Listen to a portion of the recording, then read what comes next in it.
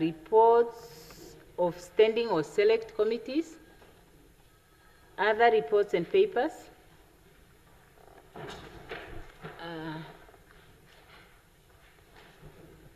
Now, I think my screen, something is wrong here. I don't know whether somebody asked for the floor. Other reports and papers. Can I?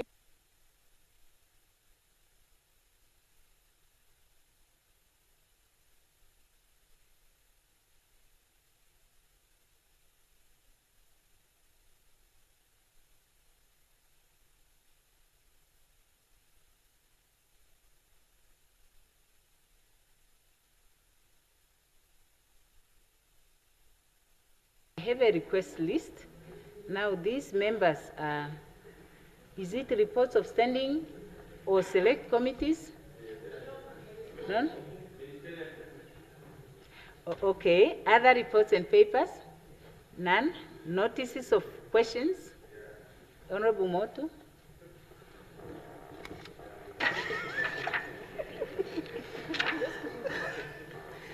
Thank you very much, Honorable Speaker. I hereby give notice that on the 21st of June, 2026, I shall ask the Minister of Health and Social Services, Honorable Esperanza Lubendao, regarding the participation of youth-owned enterprises in assessing economic opportunities and procurement initiatives within the Ministry of Health and Social Services. The government has repeatedly emphasized the importance of youth empowerment, economic inclusion, and support for youth entrepreneurship. Public procurement remains one of the most effective instruments through which the state can promote youth participation in the economy, create employment opportunities, and support growth of emerging economies and enterprises. It is therefore imperative to assess the extent to which youth-owned enterprises are benefiting from procurement opportunities within the ministry. I therefore ask the following. 1, of the ministry's total procurement expenditure during the fiscal year of 2025/2026, what percentage of monetary value were awarded to youth-owned enterprises, and how does this compare to the percentage of youth-owned enterprises registered on the supplier database? Number 2, what measurable outcomes have been achieved through these policies and procurement mechanisms, including the number of youth-owned enterprises that are processed from small contracts within the ministry's procurement system? And number 3, how many youth-owned enterprises applied for procurement opportunities during the financial year? How many were successful? And what was the success rate compared to the non-youth-owned enterprises? And number 4, what specific targets has the ministry set for youth participation in procurement? And can the minister provide timelines and performance indicators against which Parliament can assess progress? I so submit. Please table the questions.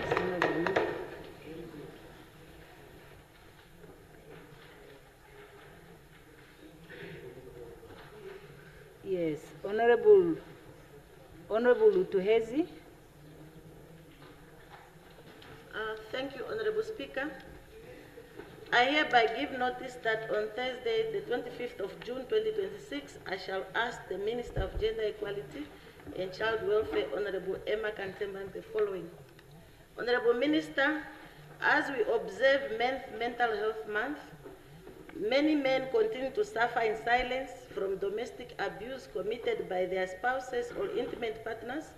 Many carry emotional pain, anxiety, depression, trauma, and emotional withdrawal because they fear stigma, shame, ridicule, or not being believed when they speak out. In many cases, men who report abuse are laughed at, not taken seriously, or even asked why they did what they did to deserve being beaten or being abused. I therefore ask the following questions.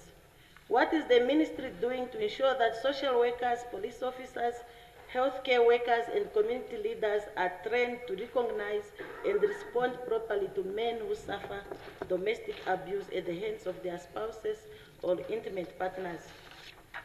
Does the ministry have plans to create safe spaces, support centers, or shelters, or reporting mechanism where male victims of domestic abuse can seek help without fear, ridicule, or humiliation? And lastly, How will the ministry ensure that national campaigns on gender-based violence and mental health also recognize men who suffer abuse from their spouses or intimate partners while continuing to support women and children? I so submit. Yes, please table the questions. Honorable Member.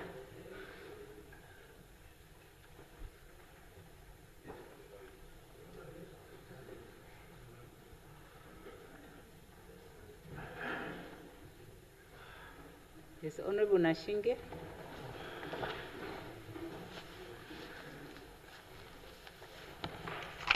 Thank you very much, Honorable Speaker. Good afternoon. Honorable Speaker, I give notice that on the 25th of June 2026, as Shadow Minister for Home Affairs, Safety and Security, I shall be asking the Honorable Minister the following questions.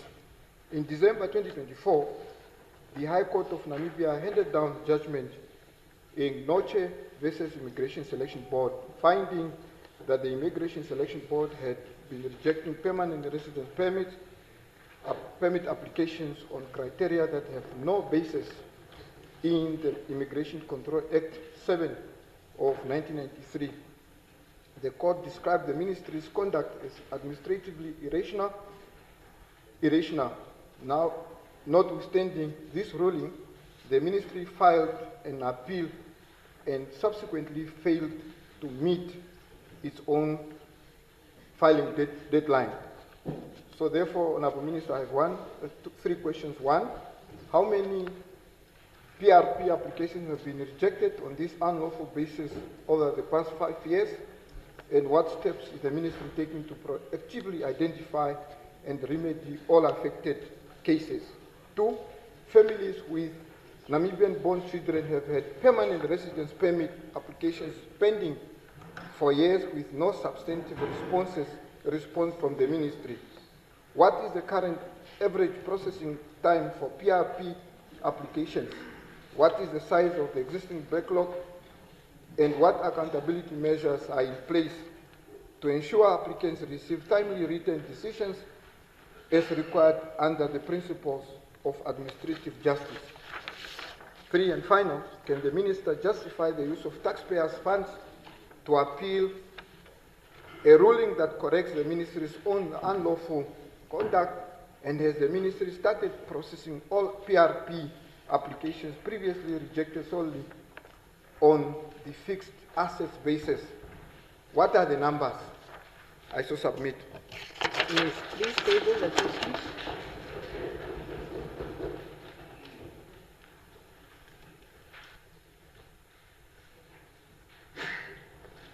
Yes, Honorable Ampanda. Oh, okay, put down and press again. Honorable Mongo.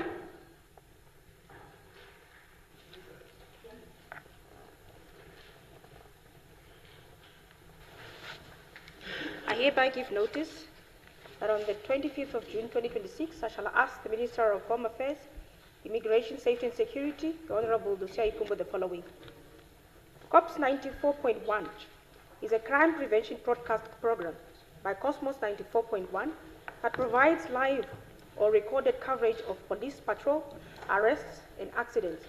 However, there is a growing concern regarding its practice of filming members of the public during police operations across various towns.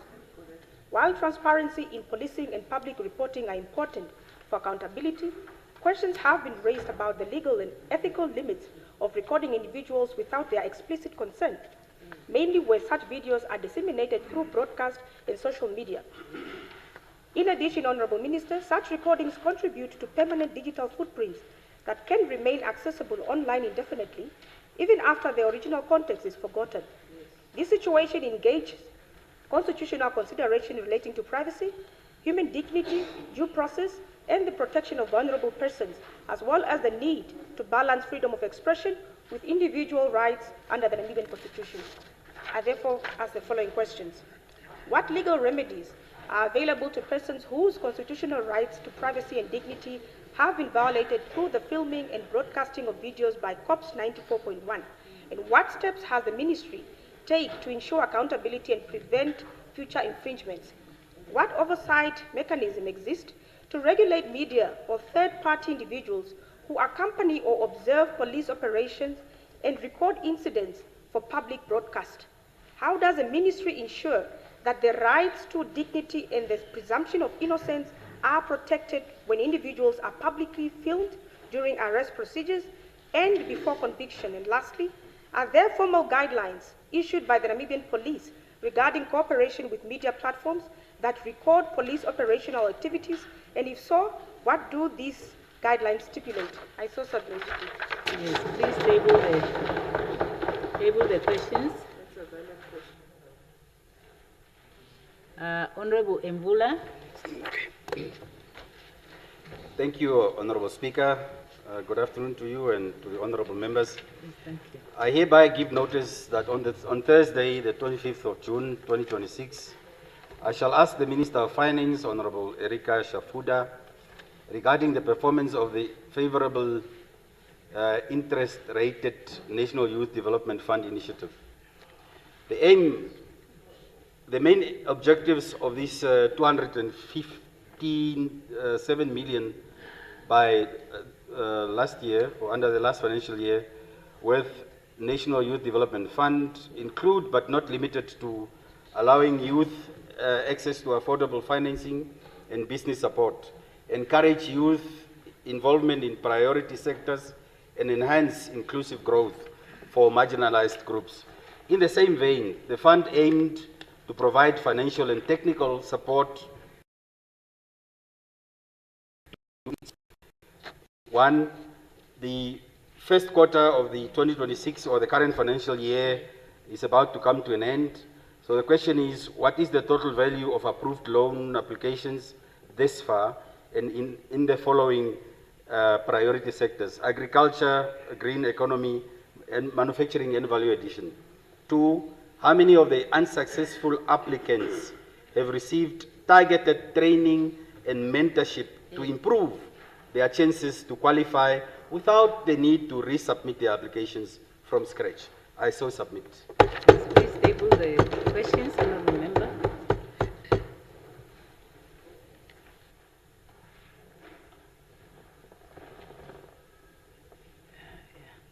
Okay, Honorable Kandorodu.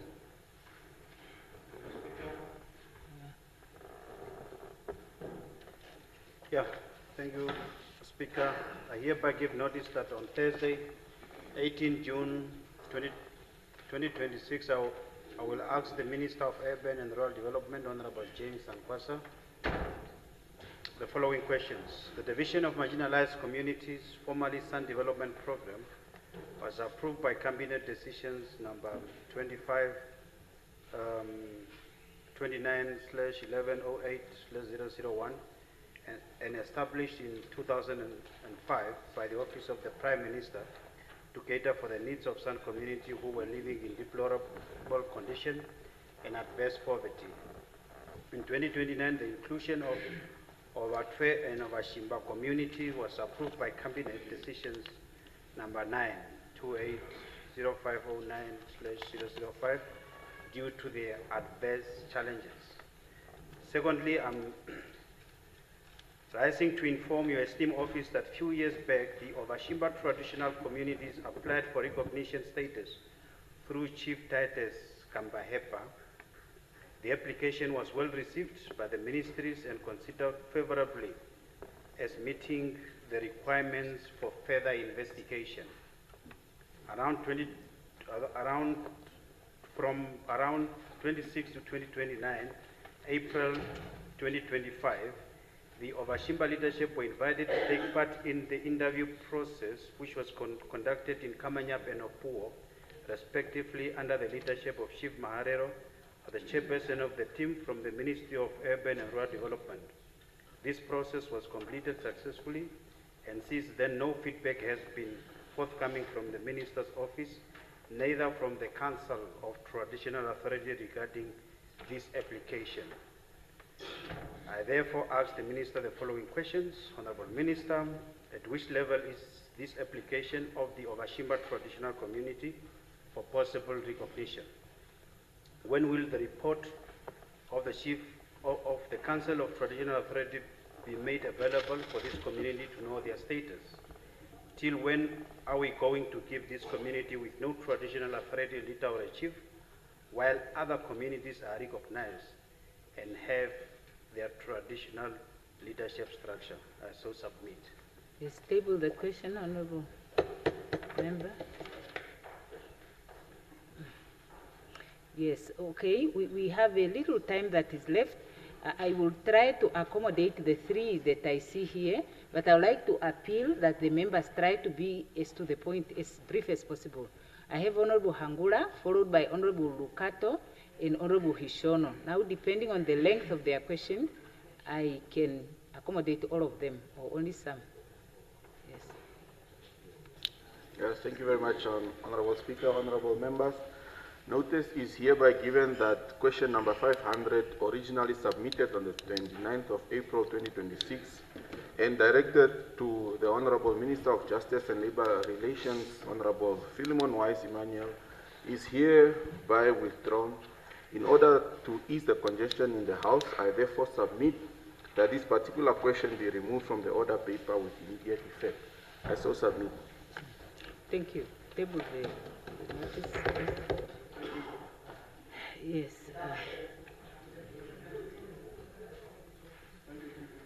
Honorable, no, just one moment, Honorable, the member is still coming.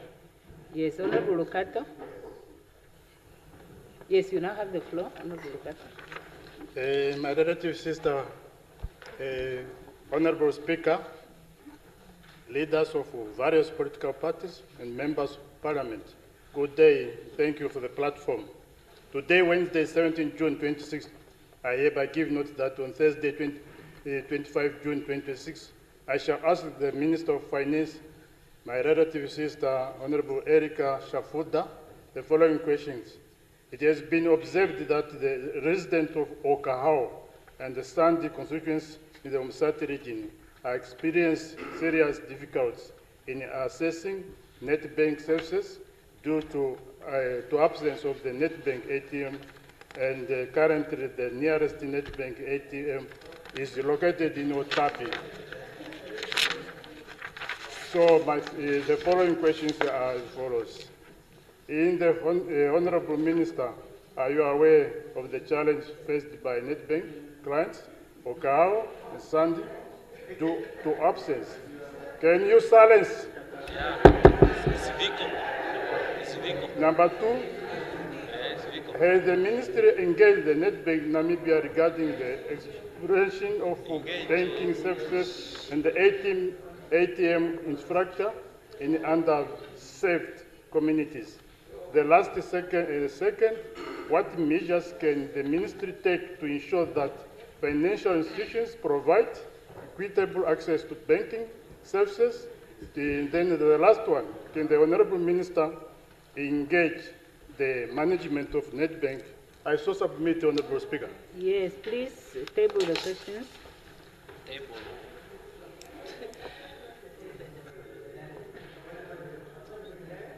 Yes. So the last is the Honorable Hishono.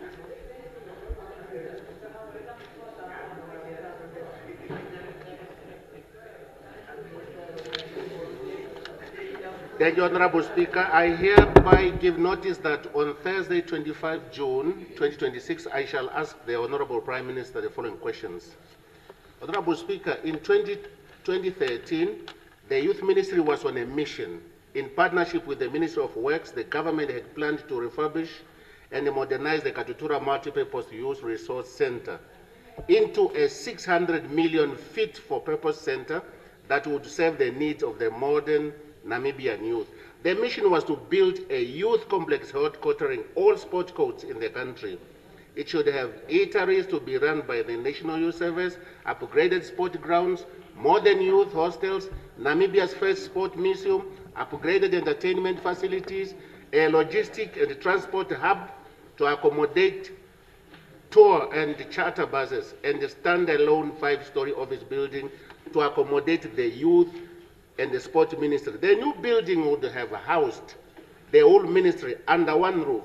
This project was going to save costs on land purchasing, as the complex already belongs to the ministry.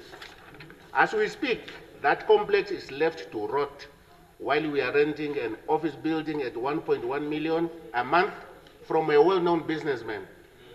Now, Honorable Prime Minister, at the rate of paying 1.1 million per month, we paid 36 million for 2.5 years on an unoccupied building against the initial 50 million once off, which we could have spent on renovating our own building.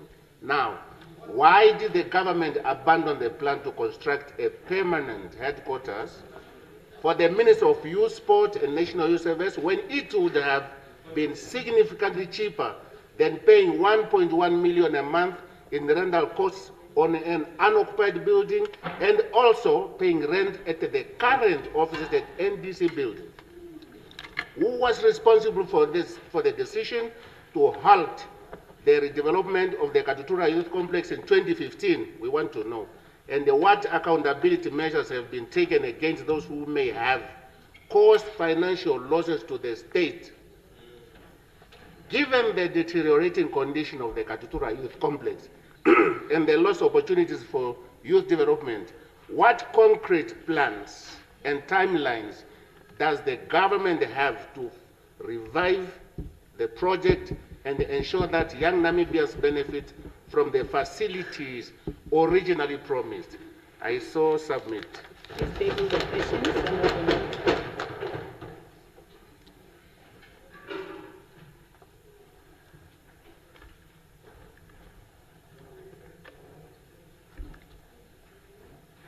Okay, now for a period not exceeding 20 minutes, I will allow agent oral questions, starting with Honorable Ampanda. Thank you very much, Honorable Speaker. I have an agent oral question to the Minister in the Presidency. Minister, I want to ascertain the President's approach at two levels. The first level is that the President of Ghana went to the United Nations and secured a resolution that declared the Atlantic slave trade as a crime against humanity. And the President landed today in Ghana. So what the President of Ghana is trying to do is, after the United Nations have made that declaration, he is now holding these meetings to try and map out the roadmap. There has been a complete silence from the President in terms of what is our contribution to that discussion, particularly what is taking place in Ghana. The second level of the President's approach and perspective is, we now see that today there is an advert in the newspaper for the CEO, Chief Executive Officer of Epangelo Mining. Now, the President says that we need to have a responsible management of natural resources. Honorable Member, those are two unrelated questions. So you can only have a second question that is related to the first, because you are allowed only one question. Yes, my question is one speaker asking for the President's perspective on two policy matters. On two policy matters. It's not a separate question. You can only query if you choose to query on the transatlantic slave trade. Your second question can only be on that, not on an unrelated matter, because those are now two different questions. Okay. I don't have any qualm with that. Maybe let me post it so that you can rule whether it's unrelated. Yes. Then Just if try it's it the next day. Yes. Then if it's unrelated, then I will agree. So the second aspect of this related question is that since Epangelo Mining was established in 2008, there is still no Act of Parliament. It's an SOE that is having shares in mines and things like without an Act of Parliament. So how that one now is out of order because... Oh, it's unrelated. Yeah, first it's unrelated. It's also sent to the wrong address. No. No, because that's mining. Epangelo Mining is under the Minister of And the Mines. President is talking about effective management of natural resources without institutional framework. That one is but it's fine, Speaker.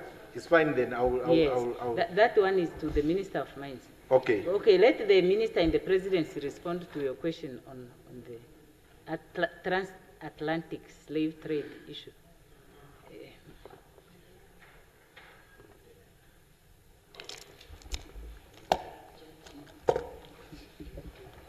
Thank you so much, Honorable Mpanda, for the question. The President has not yet landed.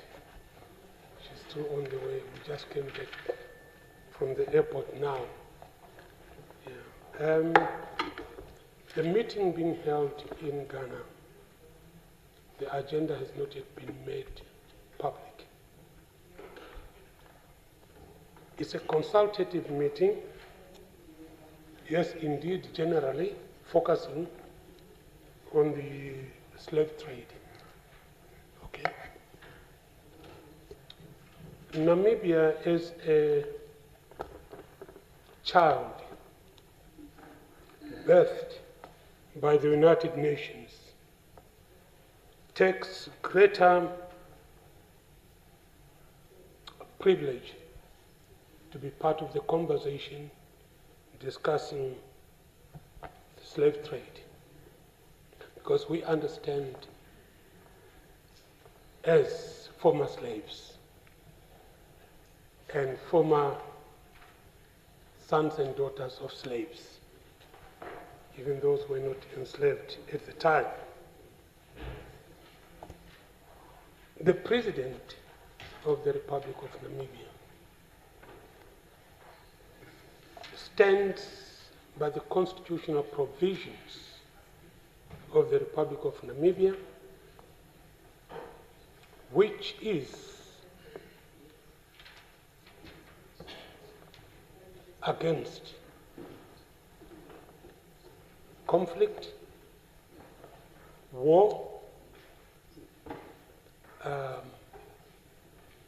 aggression,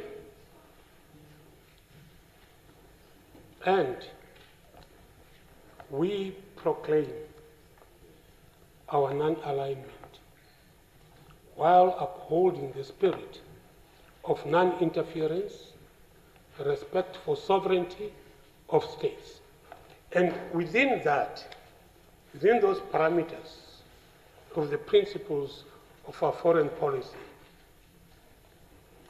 that is what will guide us in the discussions in Ghana, to promote friendship, to promote dialogue, to promote peaceful coexistence. I will only be able to give you in details what would have been discussed if this question could have come tomorrow, then I'll be able to fill you in. But for now, we just know generally that the discussion is going to be on slave trade, what has transpired from the time that the last colony of Namibia, the last colony of Africa, got independence. How far are we in terms of colonization, slave trade? We still have our brothers and sisters in the diaspora. Are they slaves or are they independent? Do we still have slaves?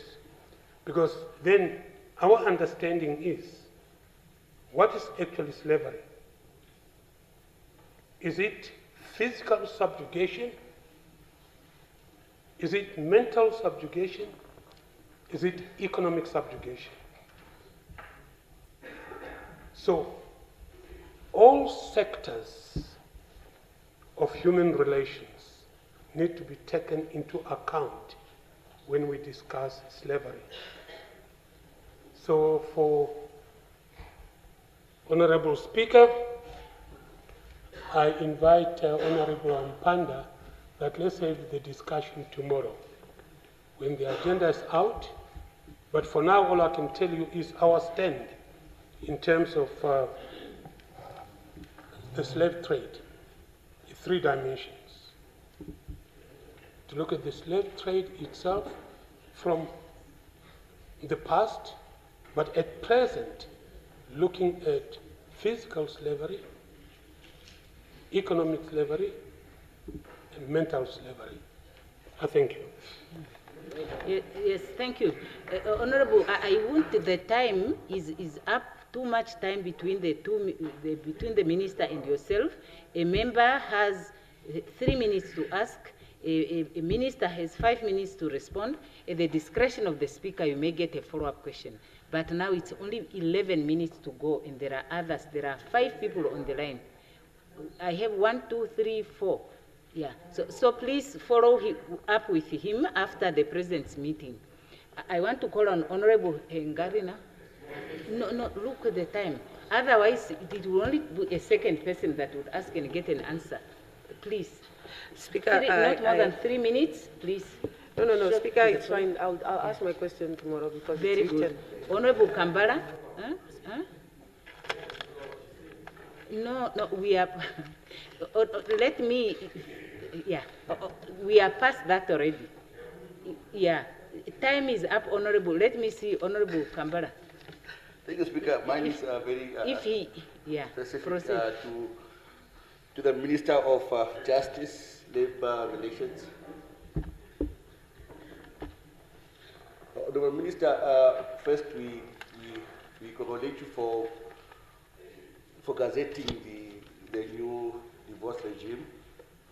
We welcome that because it makes it easier for our people to get divorced. But also on the other hand, we're also asking when, perhaps on that same note, when are we expecting you to table the law on polygamy as well?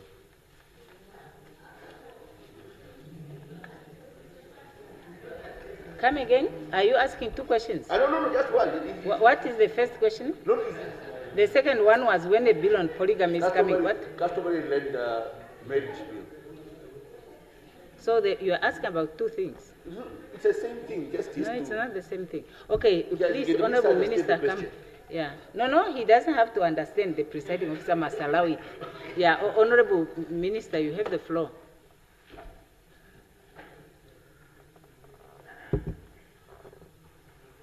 Speaker, I'm afraid to indicate that the question from the revered honourable member is one that doesn't admit urgency. Very good. That's one. 2, we are in no process, to bring or working on a bill that borders or that is called a polygamy bill. So closest to that, perhaps, what has came up in terms of our consideration, good afternoon, Honorable Benani, is a bill on customary marriage. A project that has started some time back. There was a study and a public consultation carried out by the Legal Assistance Center. And I think the Law Reform and Development Commission is seized with that specific project. Insofar as the timeline is concerned as to when probably all the refinery will be concluded insofar as the bill is concerned, for it then to go through all the legislative processes, I can't speak to that. But it's important to know that for the Namibians that mind informing themselves, the jurisdictional ground for customary reunion is Article 66 of the Namibian Constitution. I think going further, for those that again mind informing themselves, they would know that in terms of the Marriage Act that was passed by this House in 2024, if you have regard to Section 12 of that particular law that requires the pre-marital notification, fair enough, that require pre-marital notifications, so people are already required actually to disclose whether they are, they have other spouses or they have existing subsisting customary marriage before they get into the civil marriage. So that particular provisions in the law already, provided the Minister of Home Affairs bring it into force then, because it's still not operational, clearly already provides a legislative direction. So insofar as how we are to treat, customary union. Thank you so much, Honorable Speaker. Thank you. Honorable April. You are listening. Oh, it's a motion. Honorable Thomas.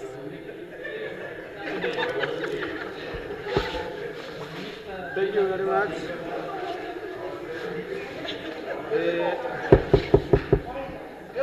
I'm not protected here. Okay, proceed, Honorable. Thank you. Honorable Speaker, honorable members, good afternoon. The urgent question is to the Minister of Home Affairs, Honorable Minister of Honorable Minister Ipumbu. Okay, Lucia Ipumbu. Thank you, my dear sister. Out today, public are very concerned, and they are demonstrating against the introduction of the digitalization ID. They are saying there are something behind that. If the minister can elucidate it on the three questions. Honorable Minister, are you aware about the demonstration going on countrywide against that ID or digitalization ID? What is the difference between the old ID and then the current one on digitalization? Thank you. If you can explain very well to the public now today. Thank you. Yes, Honorable Minister.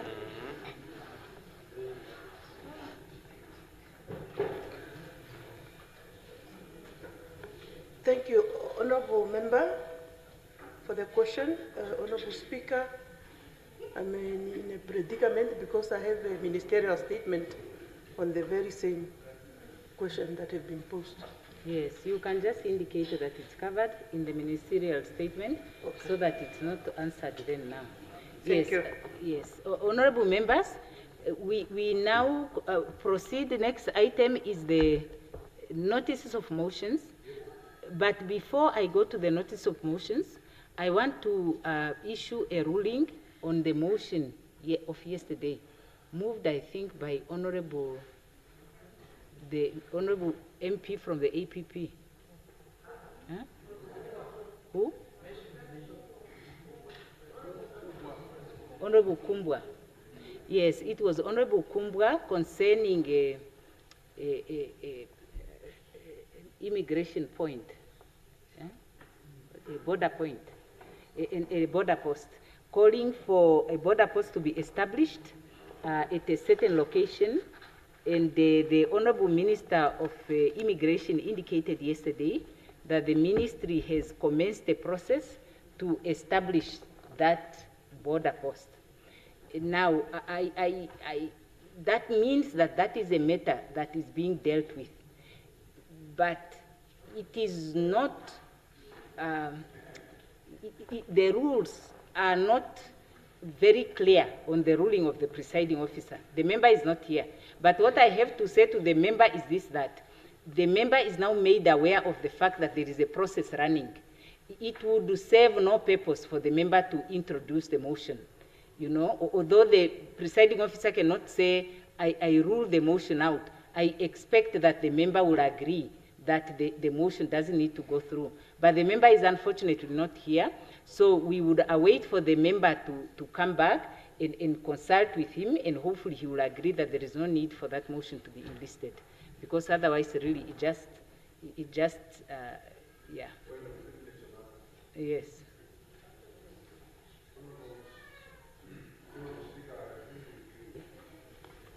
But I'm just cautioning that perhaps the presiding officer, by making that ruling, must also make sure that you are certain the facts.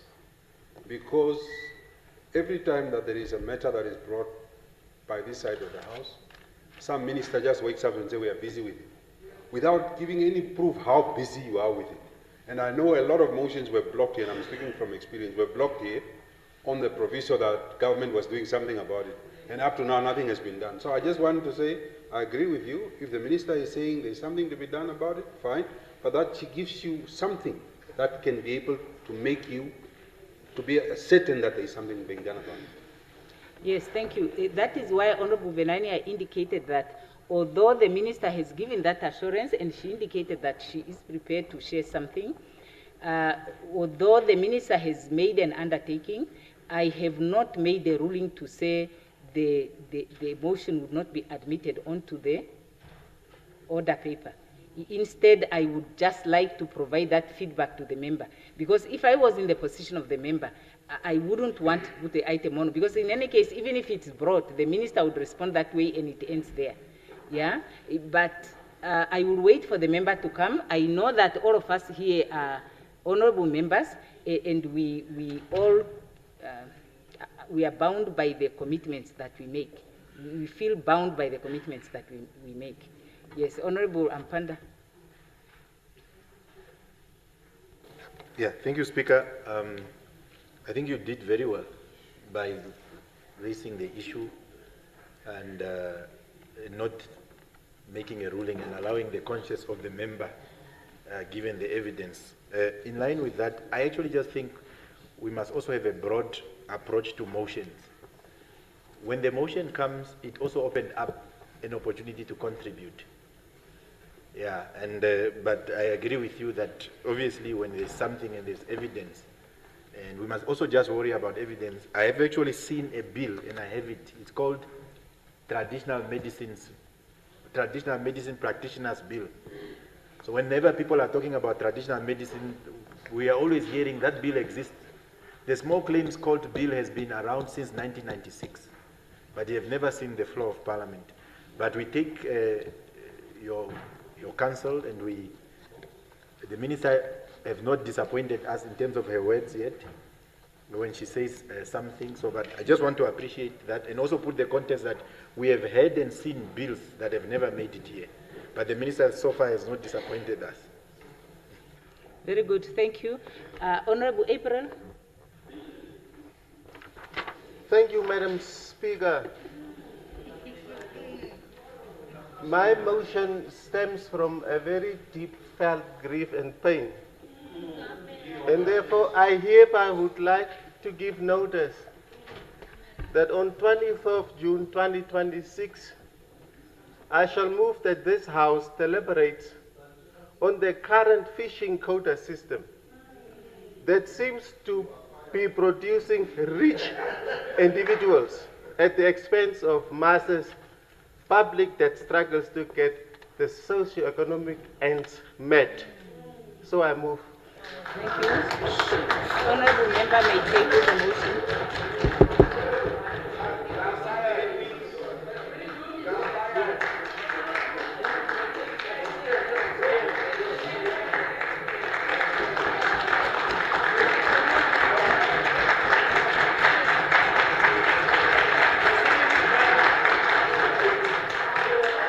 Honorable Lucato.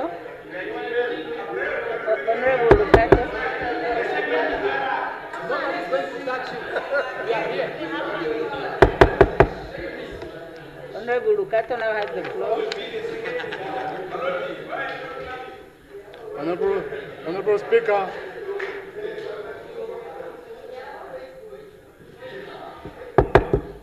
Honorable Speaker, members of Parliament, today, Wednesday, 17 June 2026, I hereby give note that on Wednesday, 24 June 2026, I shall move that this August House discuss and agrees to table a motion on the establishment of a state institution for the protection of already born and unborn babies. I so move. Okay. Honorable member, yeah.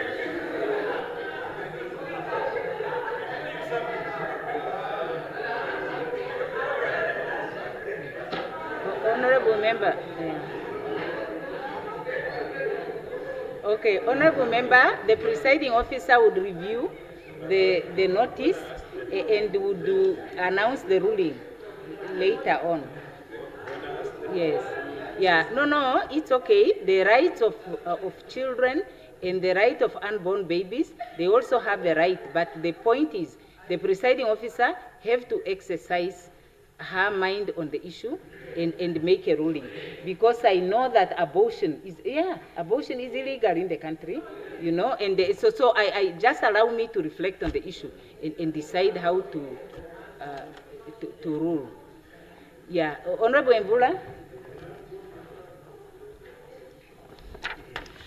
All right, thank you, Honorable Speaker. I hereby, without notice, request that leave of absence is granted in terms of Rule 76C to Honorable David Eichhoop from 17th of June until the 24th of June. The leave of absence is requested due to personal emergency. Yes, the honorable member may table the motion, please. Yeah. Okay, just one moment. Yes, thank you. Yes, Honorable Hengari.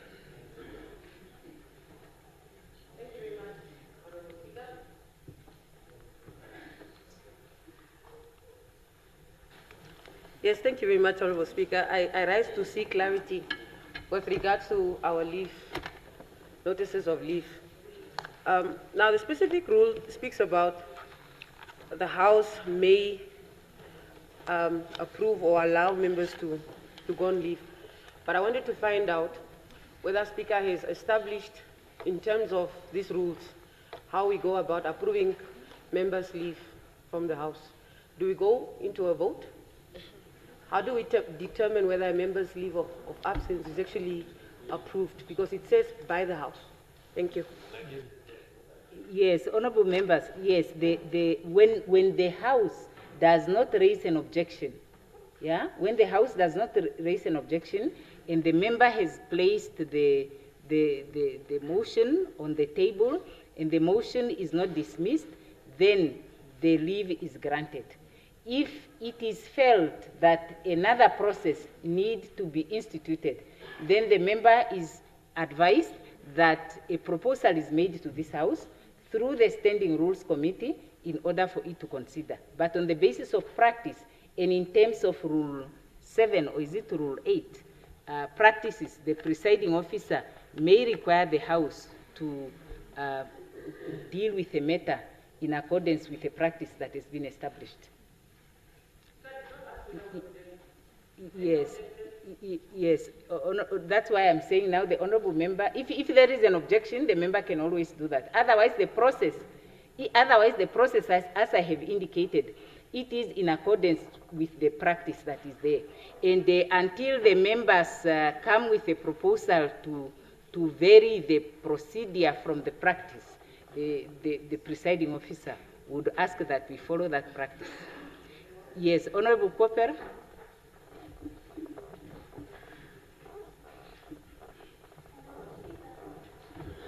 In terms of Rule 124H, read together with Rule 76(1)(c) of the Standing Rules, Orders and Internal Arrangements of the National Assembly, that leave of absence be granted to Honorable Clemencia Kutsia for 17 and 18 June 2026, while on official mission.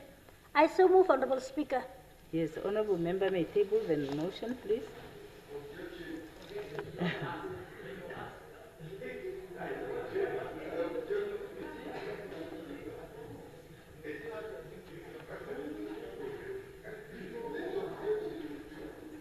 Yes. No, honorable members, in order to bring in your objection, you must propose a different procedure from what we have. For now, this is the procedure. So for now, unless if the presiding officer finds something untoward, if a member decides that they want to go on a holiday somewhere and we are short of a quorum and the chief whip does not agree, then the presiding officer can make a ruling. But if a member is on official duty and there is no motivation that is given, a member cannot just say objection, unless if you come, we propose a procedure, practice, rule that says the presiding officer may require the House to go by practice. Now, Honorable High Caller.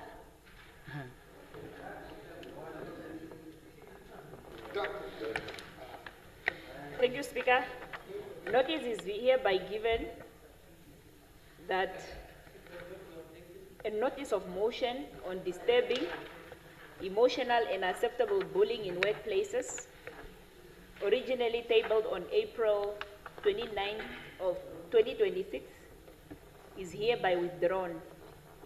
In order to ease the congestion in the House, I therefore submit that this particular motion be removed from the order paper with immediate effect. Yes, the honourable member may table the motion.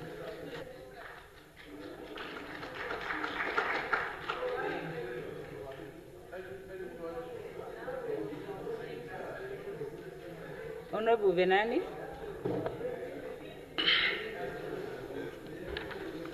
Honourable Speaker, in view of the withdrawal of the last motion, I bring a new motion to the House. That on Tuesday, the day of the Lord 23, the month of the Lord June, the year of the Lord 2026, I shall move a motion that this august House, recognizing the growing indebtedness of communal farmers and communities to NAMWATA, water indebtedness.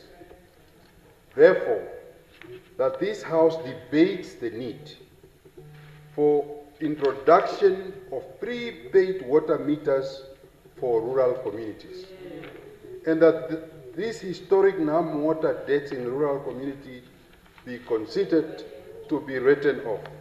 That this motion be referred to a relevant standing committee for further input, consideration, and to report back. I so move, Honourable Speaker.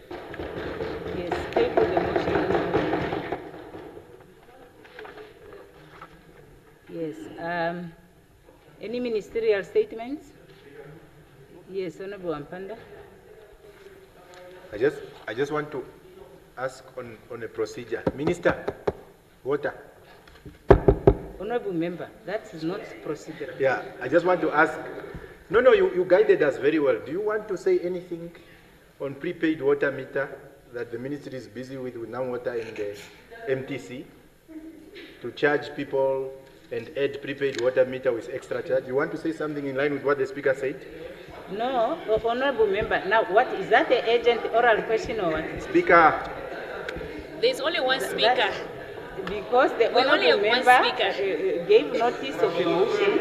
Now I want to understand what Honourable Ampanda is doing. I'm rising on the point of procedure. Yes.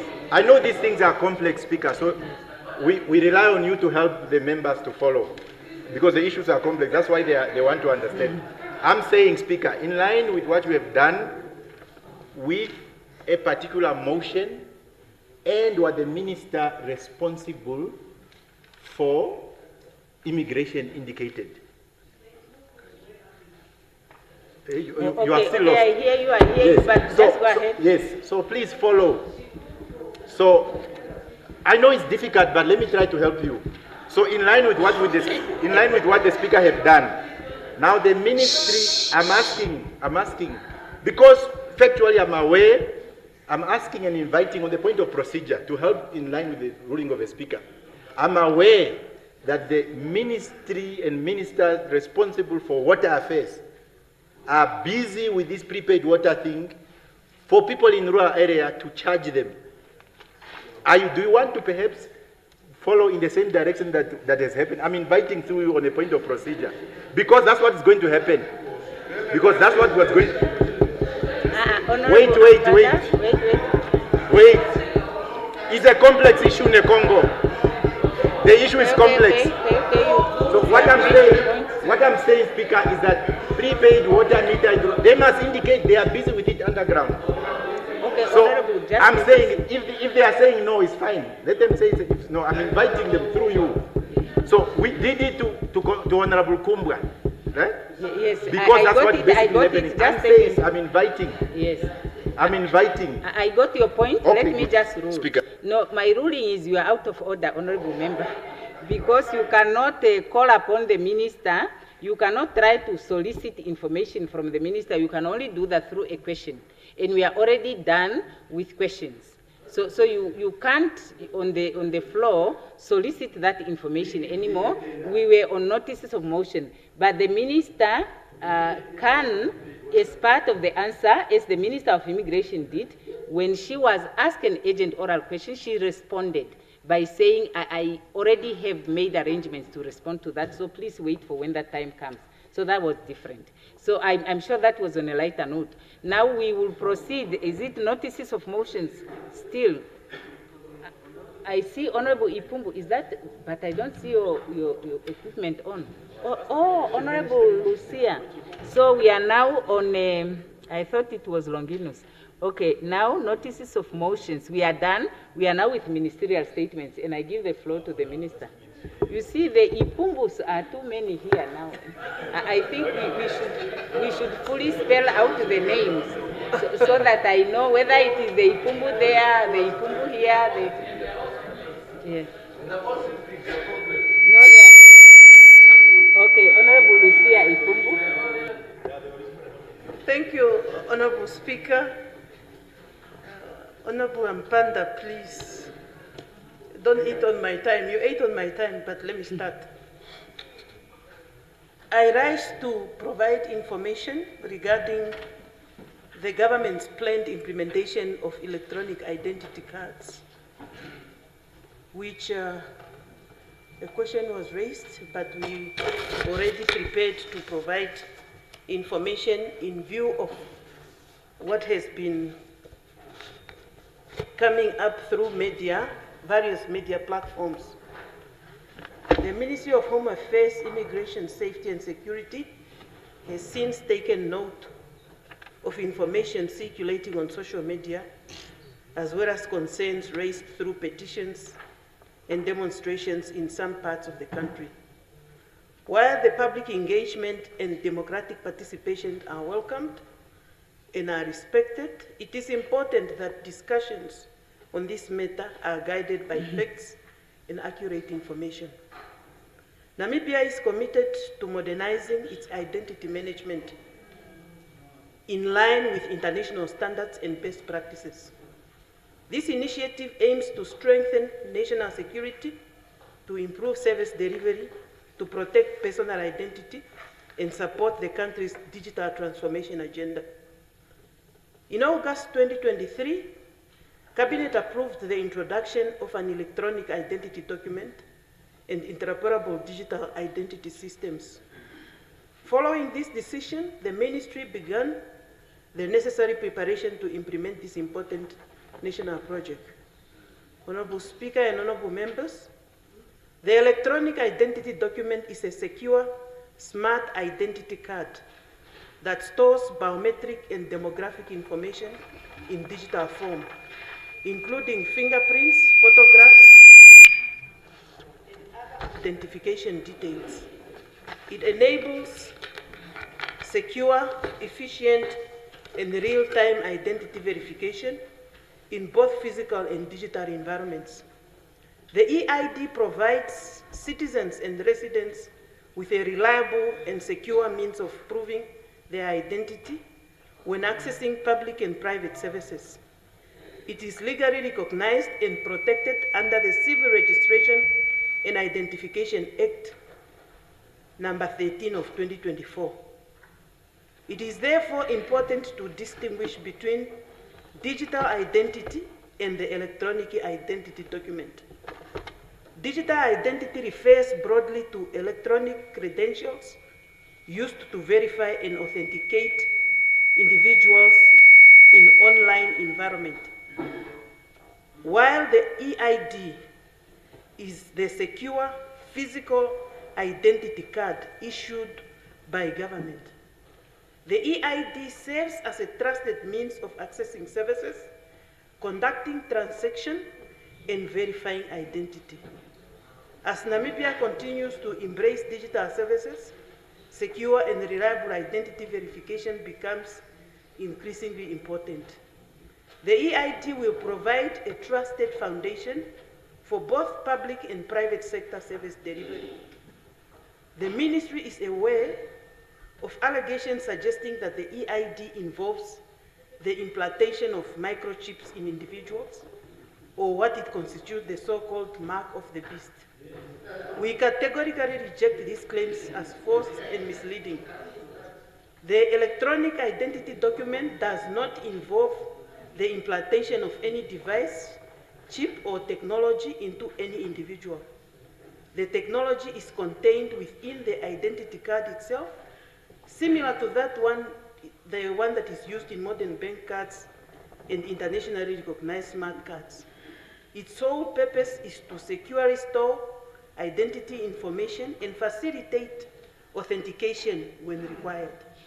Furthermore, the EID has no capability to track, monitor, or control the movements or activities of citizens. The government of the Republic of Namibia remains fully committed to protecting the constitutional rights and freedoms of all citizens. The implementation of the EID will be carried out in full compliance with the Namibian laws, particularly the Civil Registration and Identification Act that I just referred to, which provides for safeguards for the collection, verification, authentication, and protection of personal information. The Ministry therefore assures the nation that the EID will not undermine constitutional rights, privacy, civil liberties, or Namibian sovereignty. Rather, it is designed to strengthen identity protection and enhance the security and integrity of the public service. Honorable Speaker, honorable member, as I conclude, public education and stakeholders' engagement remain a priority. The Ministry recognizes that successful implementation requires public understanding, trust, and participation. And awareness and consultation initiatives have already commenced and will continue across the country, engaging communities, traditional leaders, and other stakeholders. These efforts aim to ensure that citizens fully understand what the EID is, how it works, and the benefits it will bring. In addition, the Ministry is finalizing a comprehensive EID fact sheet and other public information material for distribution. And the rollout for this ID is expected to commence by September 2026. And as I repeat, public awareness and engagement activities will continue before, during, and after the implementation to ensure transparency and broad public understanding. As we move forward, I encourage all Namibians to seek information from credible and official sources and refrain from sharing unverified information that may cause unnecessary fear, confusion, or misunderstanding. Together, we can build a secure, inclusive, and modern identity management system that supports national developments and improves service delivery for all Namibians. I thank you all for supporting this initiative. Thank you. I have a long list now of members wanting to ask. There are about 6 on the list. And please remember, we have a total of 20 minutes for all questions, ministerial statements rather, and the minister has used about 8 minutes. So now, next is Honorable Ampanda. How much time do I? Oh, 3. Thank you very much, Minister and Speaker. I think we have addressed some of my concern. Part of the problem that our people really have, yes, there are those conspiracy theorists, but there are also people who have their subjective realities. Because at one point there was a village, as an example, there was a village that was having good rain, and the government wanted to build a road. So they brought the Chinese, and the Chinese were measuring those machines, looking up. And then the community started saying, no, and really that year, there was no rain. And the entire community believed, that the Chinese have were shooting the rain. So they have that reality. So when we are talking about fact sheet, there's conspiracy, but there is really, really subjective realities. The Americans were offering money. Namibians were offered money to trade health data. But at least our government haven't pronounced themselves as yet. Yeah? So the government is also talking about digital sovereignty. How safe is our data? It's one thing to have a digital ID. Is it going to be traded to the Americans? We thank our government that they haven't done it so, but we cannot guarantee that they cannot do it tomorrow. So when we are addressing these problems, as I conclude, yes, there are conspiracy theories, but there's also objective reality that we don't have a proper digital infrastructure that is safe, that is secure. So when we respond, I just hope we don't just respond and say it's conspiracy theories, because we will not be helping those. Other than that, we support innovation, we support initiatives that makes the lives of our people better. But I just hope, my advice really, and I want to see how you clarify that the fact sheet that is being developed, if you can assure us that the fact sheet that is being developed since it's in the process, and the public awareness campaign would not just focus on that combative, no, those people are misleading, they're trying to score political points, because we won't succeed. Let's take an objective approach, and I want to see your reaction on that, Speaker. Thank you. Yes, Honorable Hangula. Thank you very much, Speaker. Thank you very much, Honorable Minister.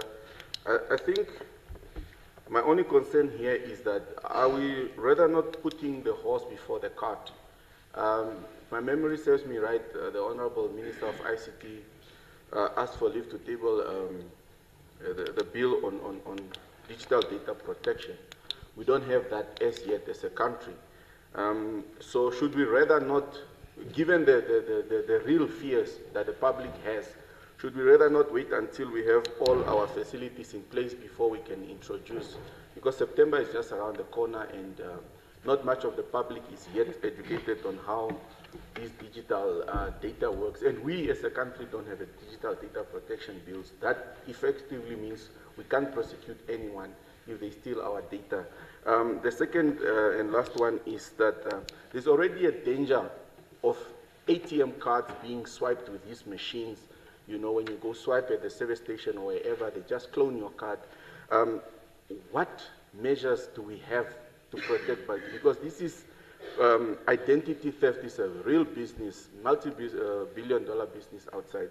What does this digital ID? What measures does it have to protect from these data scammers? Thank you.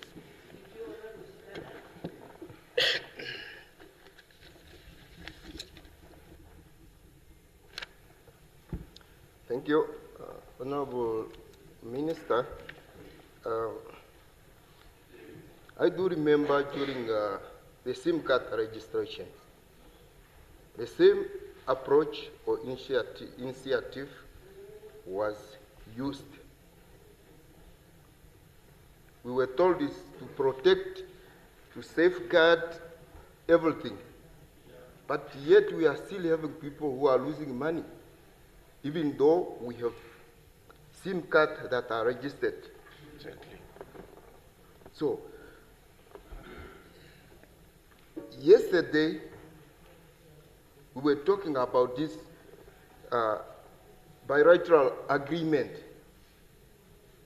that are being signed without Parliament involvement. When these things were agreed, does Namibia have an opportunity to say, yes, we can go for it or we cannot go for it? The second one is, who is going to be in charge of these data? Since we have a system which is weak, it doesn't really protect us what is coming in and what is going out. We don't know. We only live in the basis of proposal we get from those who think they are smarter than our ministers. So the question is, are we going to be safe to these things? I don't have a problem with it, but in terms of safety and in terms of our connectivity, these are the ideas that, okay, we have a nice ministerial building. Honorable members, Yes. we are just supposed to ask a question for clarification. As Now I we are conclude- motivating, we are kind of arguing. Yes, as I debating. conclude, Honorable Speaker, Namibia is not covered anywhere in terms of connectivity. How are we going to sustain the use of these things if we don't have a full coverage of network? I submit. Yes, honorable members, I would allow 2 more questions. It's already beyond the time that is allocated. So I'll allow 2 more questions. Please, just questions. Honorable Venani and then Honorable Haikola. And then the minister would answer. We are actually beyond the time. Then we'll break. Honorable Speaker, Honorable Her Royal Highness Ipumbu, mine is a very simple question. Nobody will fight against technological advancement and the need to do so. It's a given that the world is moving to that direction. My question is very simple to you. For the last 36 years that this country is independent, your ministry has been failing, struggling to make sure that each and every citizen have an identification card. Today I speak of people that have this old South African card. Some of the members that are sitting in this house were not even born when that card was issued. I want to, yes, them were not born. Now I want to know from you, we want to migrate to a new system, technologically advanced, better, given we are giving you 100%. But where you were supposed to give us ID documents, what is in terms of percentage, how many Namibians do not have access to identification document on the old system? That, if you answer that, we would be able to know whether if we go technologically, we would be able to succeed. Lastly, the Angolans, there are so many Angolans that have Namibian identification documents for voting purposes. How does... Yes. Honorable, just go ahead, please. We are out of time. So I want to know, how will this new technologically advanced system make sure that people from Oihore and all those villages in Angola do not have identification documents? Okay. The last one, Honorable Haikola. Honorable Haikola. Okay.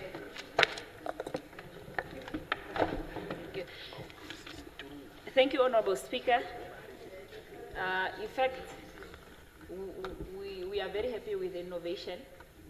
However, it comes with implication, such as the first one is financial. I just want to ask, I wish I could ask the Minister the total cost for this project, the implementation and the total cost itself. How much will it cost? Because we just approved the budget, and in the budget there is no such a project. So it would be good if the Minister answer that. And the second question on the financial implication is, has the Ministry undertaken a cost-benefit analysis, CBA, to determine whether the anticipated benefit outweigh the cost? Was this assessment done? The third one, the cybersecurity one covered by Honorable Shitana, it's just that, are there measures to protect this data? This electronic identity card system from hacking, as you have mentioned, cyber attack and data breaches. And the last one is which other institutions will have access to the data stored on electronic identity card, and what safeguard exists to prevent abuse? Thank you, Honorable Speaker. Minister.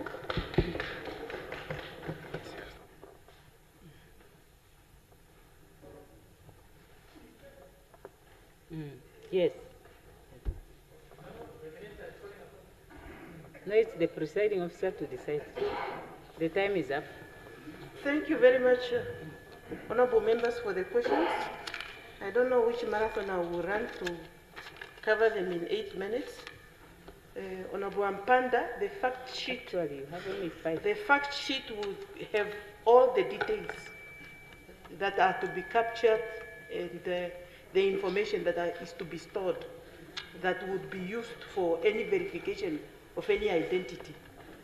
So all that information and everything that would need to be in the chip that I have made reference to would be in the fact sheet as well. And then also to explain how it works and the interoperability of all other systems that it can work with. Honorable Hangula, initially when we planned for the implementation of this EID, it was to roll out in February this year. But because of that requirement for us to have the Data Management Act passed by Parliament, we had to halt the process temporarily, and up to until when we believe, when Parliament have passed that, then we are able to then have the system roll out as from September. It's our anticipation that now that it's stable, that by September it would have been concluded. And then if it's not, we would then extend the implementation date, which was already postponed from February to September. And the education started already in 2022 when the decision was taken. And there has been various consultations that went into various regions, and even now there is information disseminated to the regional councils in the form of a letter with some facts for them to disseminate this information further down in their respective constituencies. And what measures does it have? You know, the verification can be done on biometrics, just like it's done by when you go to all other institutions, GIPF, to get your money. This time around, you can verify your identity just through a biometric verification, and not necessarily always for you to carry the ID. And then the rest of your information can then populate just to give the details of the identity in various informations, whether it's about your marital status, your all other information that have got to do with identifying an individual. Honorable Shitana, the first one, I really don't know how to respond to people losing money through SIM card. I can't get the question. Yeah, and the question on whether people had a choice to say, like I said, there has been a lengthy consultation process that started, I am told, in 2022, and it's continuing. And it was on consensus that the decision was taken. Also, in consideration of international mode of development, everybody's moving on a digital mode, and I believe it was a better choice for us to choose to move with time. And the next one was Honorable High Kola. It's still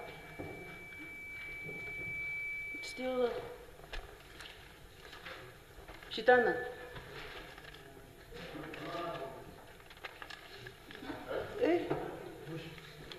No, I can't seem to remember who was this. But Haikola, the financial implications, some of the systems that are being used were already procured in 2023, covered under that financial year's budget, 2024 as well. There is a component that is also under this current financial year. And what we are saying is that we want to have the service providers being sourced from local. And there would be an open tender when the time is ready for the systems to be developed. And that is the approach but there has been allocations for other processes that have already been carried out under those financial years.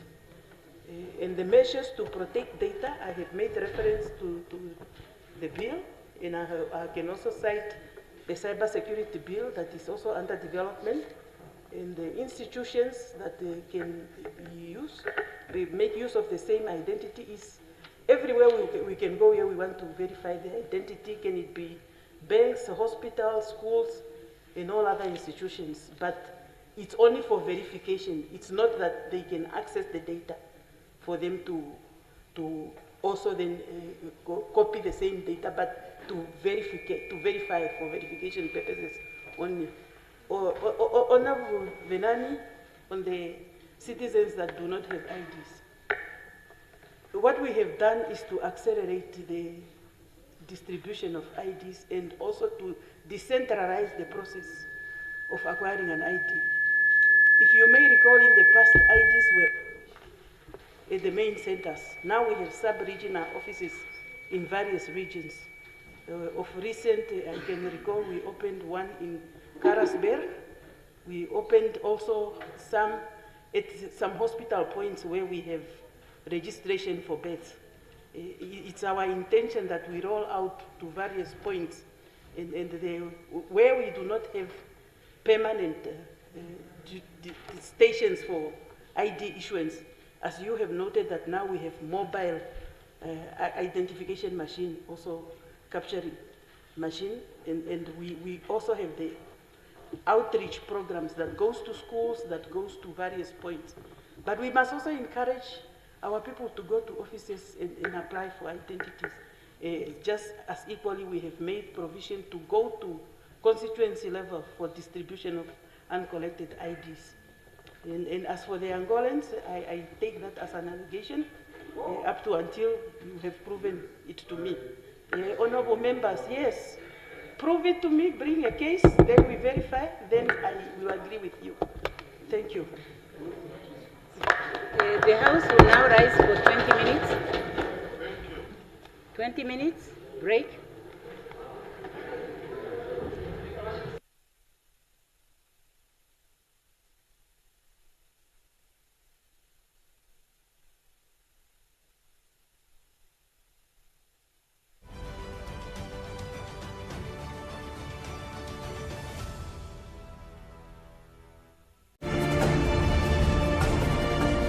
This is NBC1.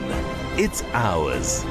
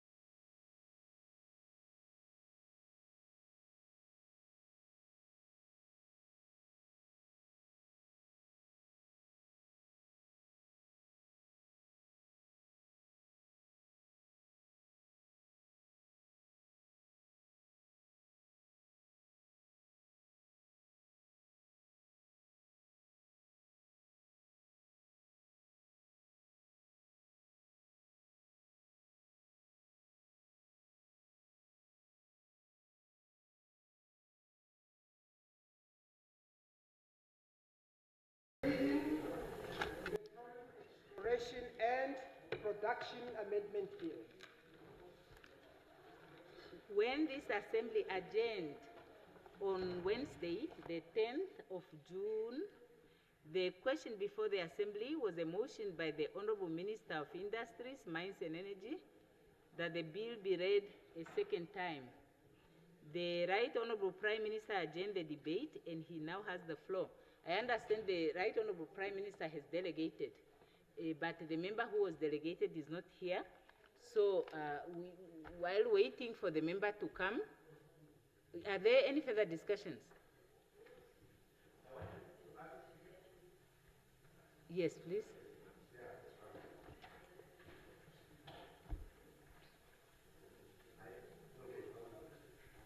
So I understand that another member, so I can also delegate for a member to debate. No, not to on my debate, behalf. just to contribute. The contribute. Prime Minister has delegated. So the Prime Minister, as head of government business and as a head of institution, can delegate. The Somebody same way that the ministers answer on behalf of the ministers and so forth. No, what I'm saying, Speaker, where we are now, we are at contributions. Yes. He adjourned the debate in order for him to contribute. So what exactly is it that he delegated? Yeah, he delegated the reading of his statement, which is written. Oh, his is to, okay. Yes, yes, yes. So, but the member is not here. Yes, yes, Honorable. Huh? Yes. Yes, yes, you have the floor, Honorable. Institutional memory is very important. For those who do not know, I first worked here as a staff member, 1996. And on the question of Honorable Ampanda, I remember very well, it's not only that the Prime Minister can delegate. I remember very well, there was a day Honorable Yatoivo had a contribution to make, and he had to leave, and he asked Honorable Ben Amadila, because they used to sit together, who read his speech. Any member can give a speech to be read, not just a Prime Minister or any minister, unless rules have changed. From institutional memory. I thank you. Okay, very good, thank you. But now the honorable member is here, not here, so unless if there are further discussions, we would move to the next item and then come back to this item when the member is back. There are people on the list. There are people on the list. Honorable Jonas. Honorable Jonas? Honorable Jonas? Are you asking for the floor to speak on this item? Yes. Yes, you have the floor, please. Oh, okay, thank you. Thank you, Honorable Speaker, Honorable members. Namibia is entering a defining moment with petroleum discovery. Huh? It's not petroleum. It's petroleum. You are fine. You are right. Proceed. Number one. Are you on the oil? We are on the oil, yes. But there's most other people who want to contribute. Petroleum. She can Petroleum, contribute. Justina. That's what I say. Are we on the oil? No. Yes. Oil, yes. Yeah. Fire, sister, fire. Thank you. Thank you, Honorable Speaker. Thank you. Namibia is entering a defining moment with petroleum discovery in the Orange Basin. While this presents great potential for development and revenue, we must begin with the Namibian working class. Development that the skilled workers is not progress, and resources worth that fails to deliver decent work, skills and safety is not transformation. The upstream petroleum sector remains in its infancy and is highly specialized, with most technical roles currently filled by experts due to historical gaps in local training.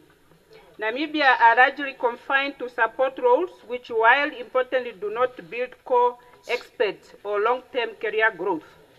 This highlights two key challenges: a critical skill gap and insufficient labor protection.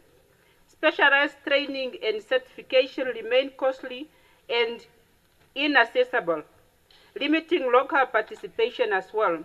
At the same time, petroleum operations are highly risk, yet Namibian labor frameworks are not fully equipped for offshore conditions, exposing workers to safety and welfare risk. I rise to support in principle the bill introduced by the Honorable Modestus Amtse.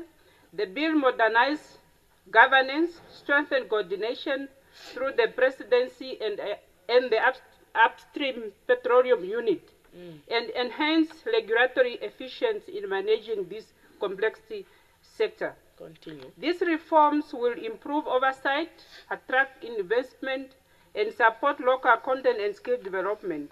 Importantly, the bill aligns itself to SWAPO commitment to inclusive economic transformation, particularly through job creation, skill development, and social justice. However, oil and gas development without labor justice is not development. This sector relies heavily on contract labor, often through subcontractors, which can expose workers to job insecurity, unequal pay, and weak protection if not properly regulated. In line with the SWAPO labor commitment, I argue that this bill explicitly include enforceable labor protection, focusing on local employment priorities, equal pay for equal work, protection of workers' rights, freedom of association, and binding obligation for skill development and localization. To this end, I propose that this bill mandate the upstream petroleum unit in collaboration with relevant ministries to develop and enforce regulation safeguarding workers' rights, safety, fair remuneration, and capacity building in the sector. As I conclude, Honorable Speaker, Honorable Members, as I conclude, in principle, I support the bill because it strengthens governance and opens path for economic transformation. Very good. But petroleum wealth must uplift Namibian people, especially the working class, through decent jobs, fair pay, safety conditions, and real skill transfer. Let us build a sector that is not only profitable, but just inclusive and centered on the working class working and to work in this sector. I therefore urge that all honorable members support the bill with the inclusion of clear and enforceable labor protection in the national interest of our country. As you submit. Thank you. Thank you. Thank you. Thank you. Yeah, now I give the floor to Honorable Shafuda on behalf of Right Honorable Prime Minister.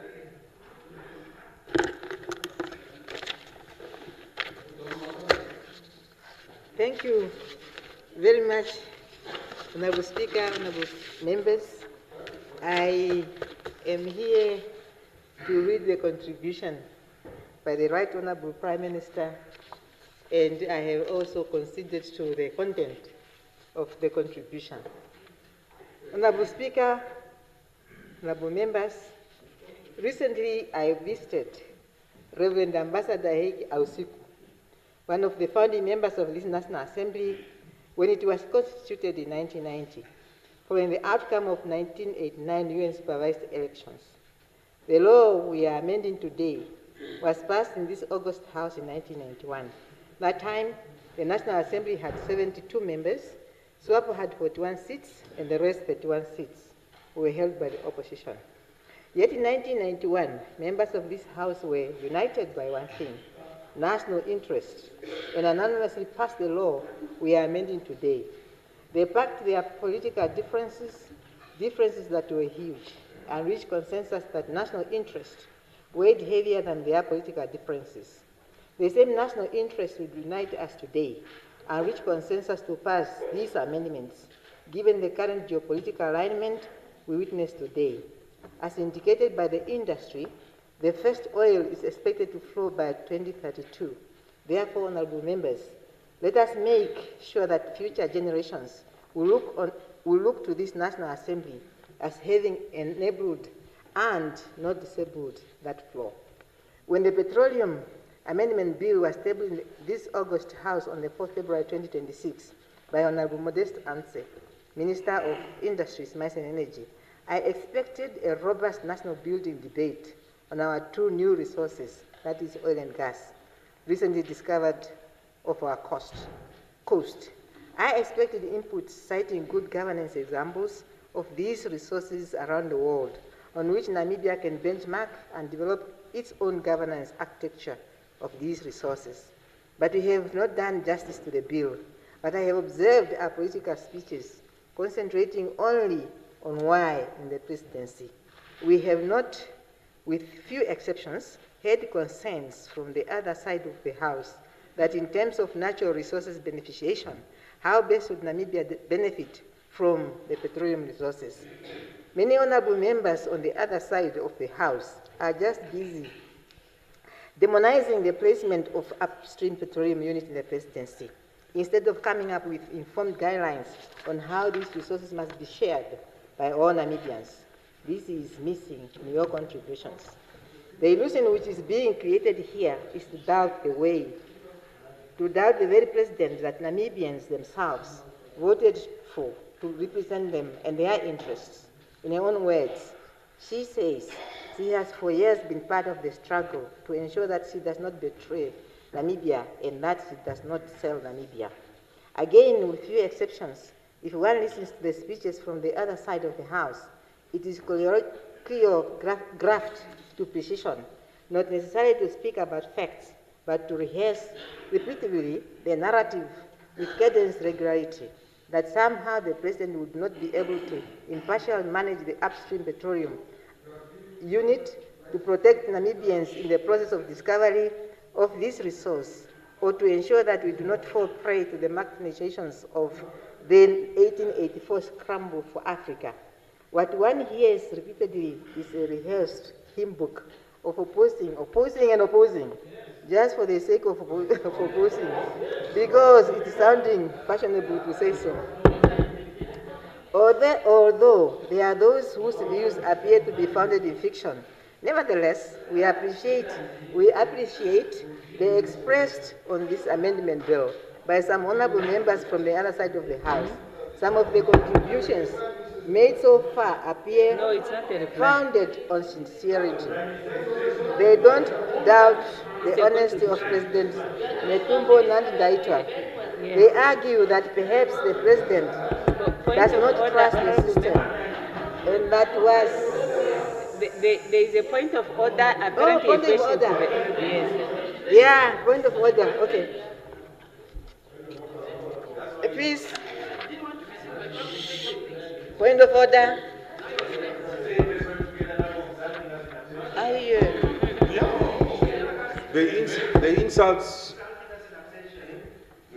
The insults apart, Honorable Erika Shafuta, I was listening very attentively because it's a statement by the head of government business. And I want to put this to you.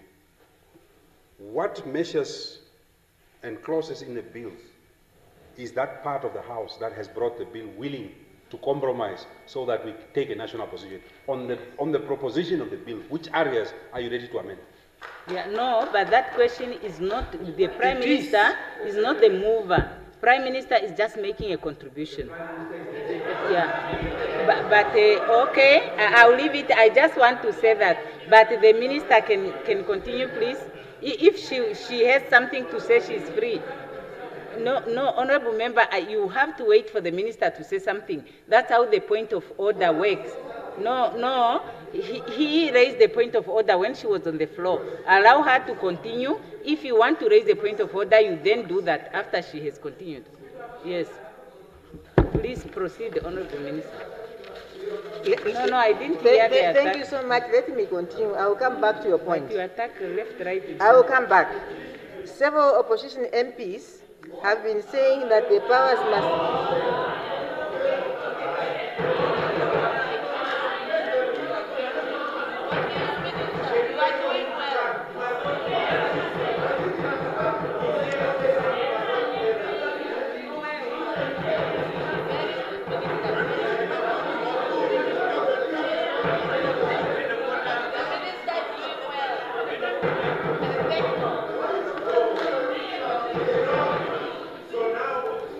member, please take your seat. No.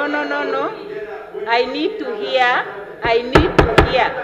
Honorable members, I need to hear what the minister is saying, because you can't force me to make a ruling if you are not allowing me to hear what is going on. And also, you cannot, just because you disagree with something, jeer in a chorus. No, you raise a point of order. No. The time? Yeah, honorable member. Okay, now continue. Honorable member, continue. Okay. Honorable, just continue. Okay, they have been saying that the powers must remain vested in the Minister of Industries, Mines and Energy, as has always been the case with the Petroleum Act 1991, to ensure accountability and transparency and seal loopholes for corruption. But a closer look reveals that this argument is self-defeating. The Minister of Industries, Mines and Energy is appointed by the President. So too are the Deputy Director and the Director General and Deputy Director General in the upstream petroleum unit. They report to the President, as does the Minister. If the Director General can be corrupted, which seems to be unfounded fear of some members, the Minister can also be corrupted. The lines of arguments misses the real objective of the amendments we want to make. Oil and gas are our new precious petroleum resources that can make or break this country. Those amendments, therefore, seek to bring about a robust, modern, and transparent legal framework that can guide our upstream petroleum sector responsibly and efficiently. By placing the upstream petroleum unit in the Presidency, the development of these petroleum resources, new as they are, receives the highest and undivided attention from the highest office of the land. The Minister of Industries, Mines and Energy is not out of the picture, as some members from the opposition side want to suggest. The Minister What is wrong with that? will be working together with the Director General. Equally important, honorable members, is the role of the Minister responsible for the presidential affairs, a matter which appears to have been overlooked in much of the debate. The Minister responsible for presidential affairs serves as a political bridge between the Presidency and this August House. In terms of the proposed governance framework, that Minister be designated to table reports, respond to preliminary questions, but you should listen. Those who are, listen now, this is the important part. Those who argue that the relocation of certain functions to the Presidency diminishes accountability overlook this important safeguard. The presence of a designated minister ensures that parliamentary scrutiny, now this is very important, is not weakened but strengthened through a direct line of accountability to this House.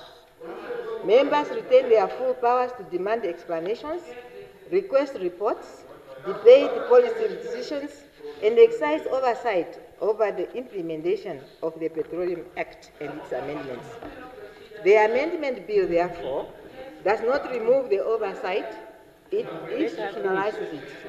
It recognizes that while strategic leadership may be exercised from the Presidency, accountability remains firmly anchored in the constitutional relationship between the executive and the legislature. With regard to transparency, all fears about the absence of fiscal transparency are laid by the clause in this amendment bill that all remissions, deferrals, or refunds of petroleum royalties No. Don't have a point. No. To the National Assembly by Honorable member, no. June. I will make a ruling. No. The presiding officer has a right to decline point of order if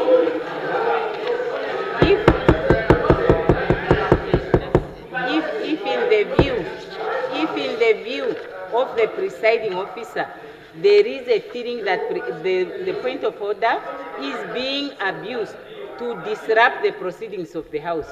And I'm getting the impression on this statement. So, Minister, continue. I fully agree.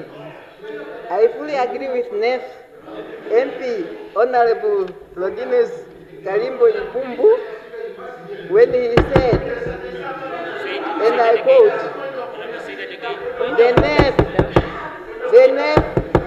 NEF family, listen this part,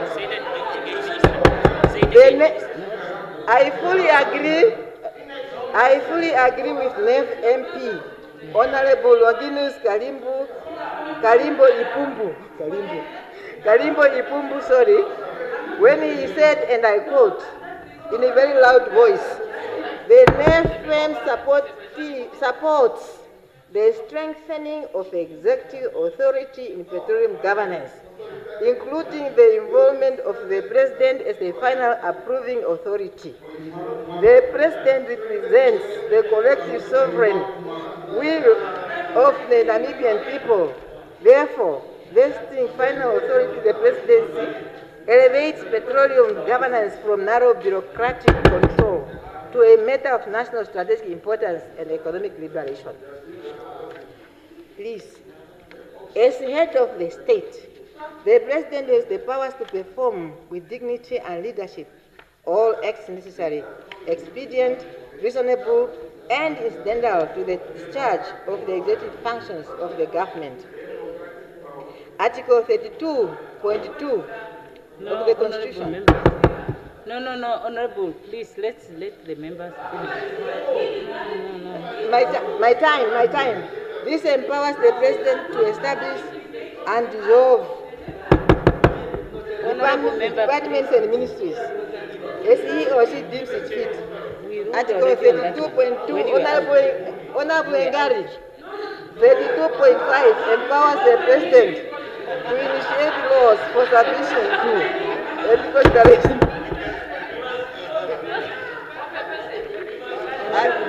Honorable members, let's allow with the regard members to exposure of the President, now this one, I'm about to finish. Courts are there for administrative justice. They are not there to deprive us of the good governance architectures we want to put in place to strengthen our national interest and protect our national security.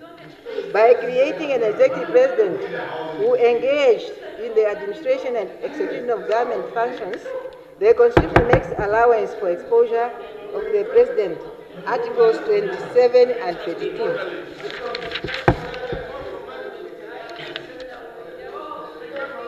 A takeaway from the foregoing is that executive powers, as held by the President, is not absolute, and the proposed amendments to the Petroleum Act do not affect Parliament's powers to exercise oversight over the President's actions in any manner. The amendments are meant to keep high control over our petroleum products and ensure their proper utilization for the benefit of all Namibians. When she was sworn in as the 5th President of Namibia in March last year, the President equated corruption to cancer and treason and urged public servants to maintain high ethical standards at all times. Corruption in all its manifestations, she said, on that day should be avoided at all costs. And this message is to all Namibians, including these ones in this house. For context, let me quote from the booklet. I'm about to finish. My leadership vision for Namibia. On accountability, the President says, my very sincere conviction is that the value of accountability goes along with a sense of patriotism. Therefore, being accountable simply means that as leaders, we are merely stewards entrusted with various resources of the country, and as such, we must be answerable when it comes to the utilization of these resources. Honorable Speaker, honorable members, I'm about to finish. Let us support these amendments, including others that will come. They are all well meant and sincerely necessary to create a governance architecture that leaves no room for corruption. Once again, as Honorable Kalimbu Ipumbu puts it, placing the upstream petroleum unit in the presidency is the correct approach. The president represents the collective sovereign will of the Namibian people. The president represents the collective sovereign will of the Namibian people. Therefore, vesting final authority in the presidency elevates petroleum governance from narrow bureaucratic control to a matter of national strategic importance and economic liberation. Petroleum is not an ordinary commodity. It is a strategic national asset that will determine Namibians' economic future for generations and generations. Its control cannot be left vulnerable to administrative weaknesses, regulatory capture, or external influence. Lastly, honorable members, it must be protected and directed at the highest level of state authority to ensure it serves the people, not private profit. We wholeheartedly support the amendment. I thank you. Yes, thank you, honorable member. Okay, honorable members, I'll give you the floor. I'll give you the floor, just one moment, honorable, starting with you, and then I will go to the next members on the point of order. I just want to say the following. Honorable members. Yeah, under Rule 92, points of order, sub 6. Eh? No, you don't force me what to read. I'm making a ruling, and I make my ruling as I see appropriate. So,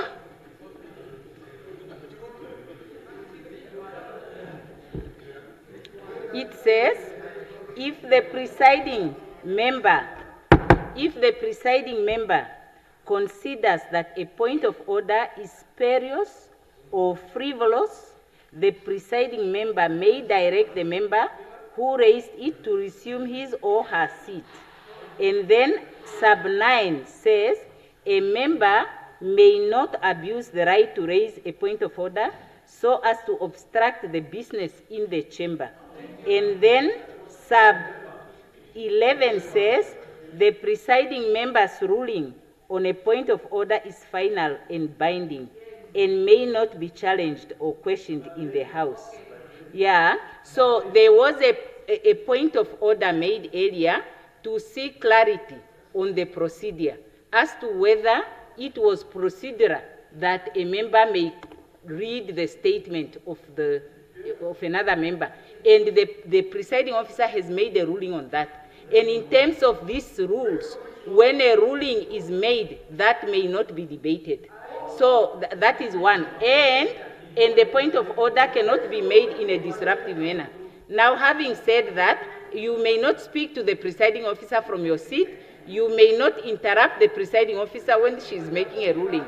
No, you are out of order. I give to honorable. You take turns, and the presiding officer assigns the 10. Now I give the floor. Honorable Venani? No? Yeah.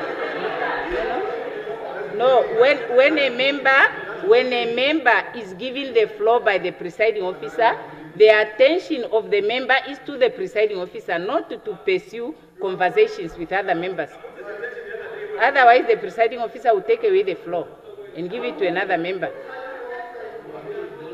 You may now proceed, honorable member. Now, on a point of procedure, you said it was? Speaker, I'd like to refer you to page 16 of our standing rules. Say that again? Page 16 of our standing rules. Page 16? No, instead, 17 actually. Page? Yes, page. Not page rules. 17. What point is that? Under definitions, procedure. The meaning of proxy. To go where? Under our definitions, Honorable Speaker. Proxy means the written authority given by one member to another to vote on his or her behalf on a specific matter. Yes. That's one. I actually have 2 points. In fact, the only other time when the word proxy comes up, Honorable Speaker, in our rules, is, the word proxy appears in our rules at least 3 times. And all those times, it speaks to a voting process that takes place. And a proxy being designated authority to stand in on behalf of a member that is not present in the House. That's one. No, proxy talks 2, about voting. Speaker, you cannot do that. No, I can. No, you can't. I can. At any time I can. No, yes, I can. Yes, I Speaker, can. It is wrong. I can. Yes, I can. Yes, I can. That must be understood. You cannot believe that once you take the floor, you speak for as long as you want, saying whatever you want. No, you can be asked to discontinue anytime. That must be very clear. Yeah. Yes, I can. So proxy talks to voting. No, so now continue to make your point. I'm trying to follow the point that you are making. The Honourable who's coming from Zanzibar. You're not bullying me. You see, there's a huge misunderstanding in this House. Just because, no, she's provoking me. But, yes, Honourable Speaker, you must also protect me when I'm on the floor. But, Honourable Speaker, right now you've just submitted to this House that you can interrupt a member while they're on the floor, which is not true. No, it is not. It's not true. No, I'm not. But you see, Honourable Speaker, but it's not true.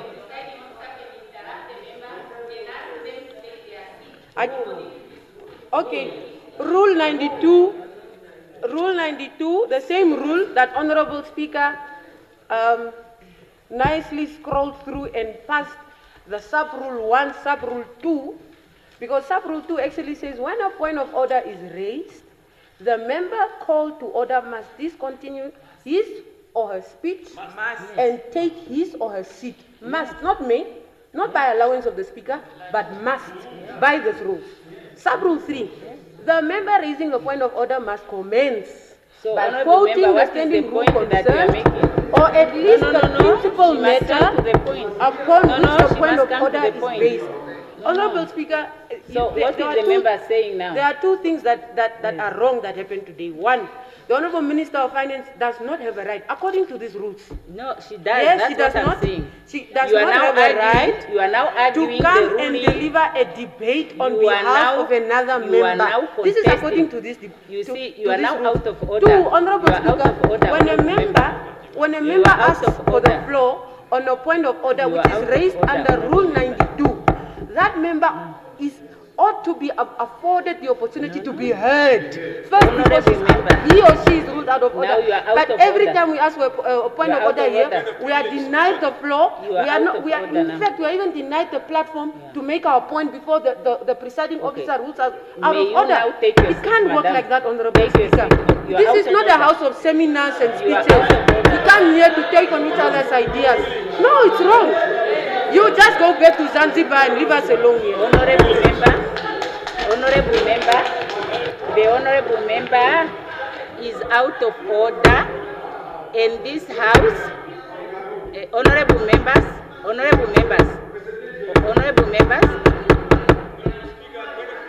no, honourable member.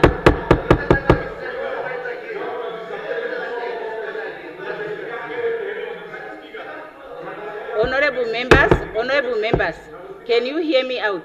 I have already said, and I have read the appropriate rules here.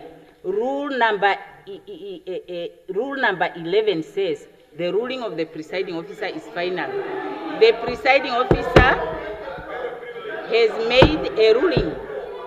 The presiding officer has made a ruling, but now she gets up and she argues with the ruling of the presiding officer.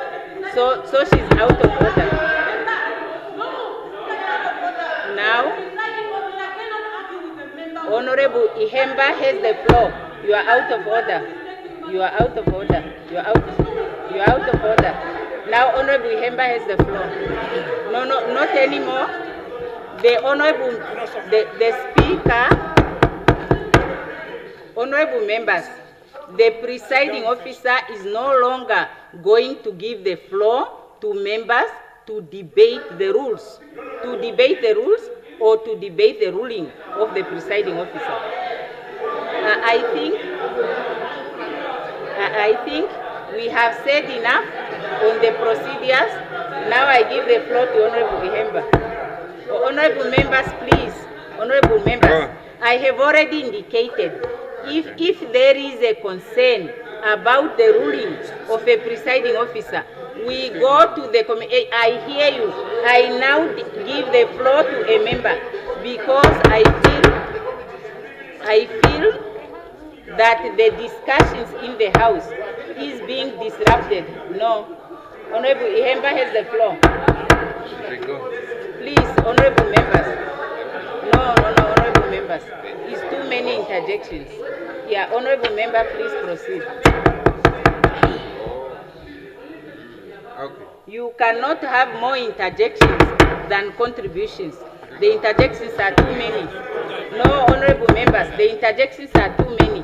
We now go to the member who is making a contribution. The rule is saying when a member is on the floor, they must be heard in silence. It's in exceptional situations that point of order is made. But now members seem to think that they can debate through point of order. No, it cannot happen. Honorable Ihemba, you have the floor. Not anymore, honorable member. Please proceed, honorable member. Thank you. No?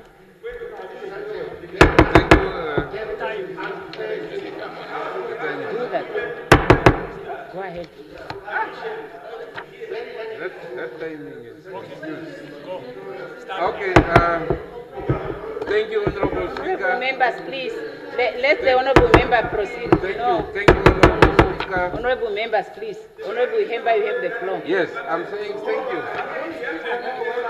I'm saying thank you. No, honorable members, the presiding officer is giving the floor to the member. And the member, may you please continue, honorable Ihemba? Or do you not wish to continue?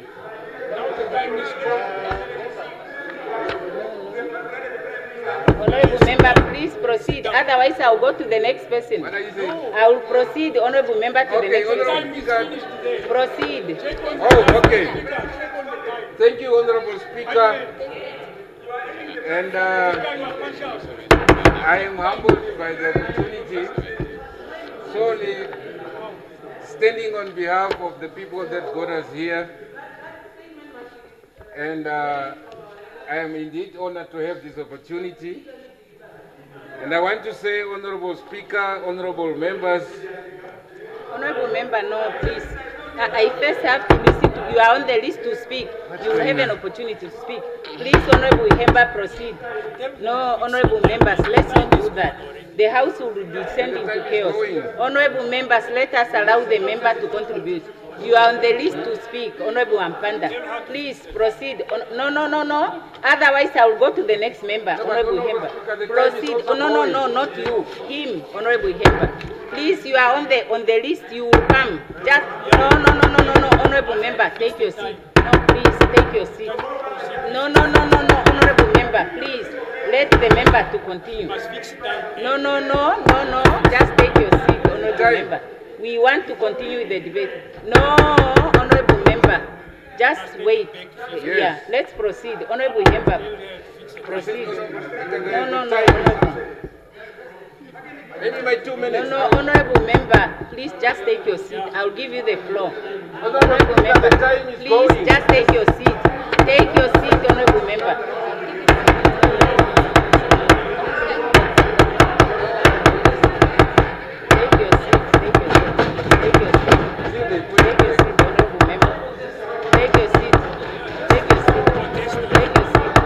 Yeah. Take your seat. They are already. Just take your seat. You are out of order. You may not do that. Take your seat. Take your seat.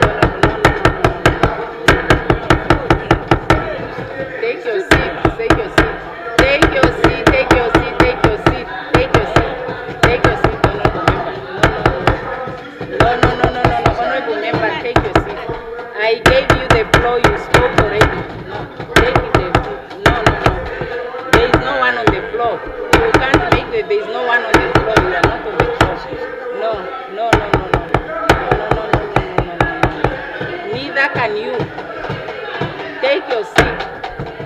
take your seat, and you will have no protection of the speaker when you are on the floor. Honorable, now, if Honorable Ihemba doesn't want to take the floor, yeah, now take the floor. I will call on the next member. I will call on the next member. I will call on the next member. Yeah, very good. Yeah. Honorable member, take your seat.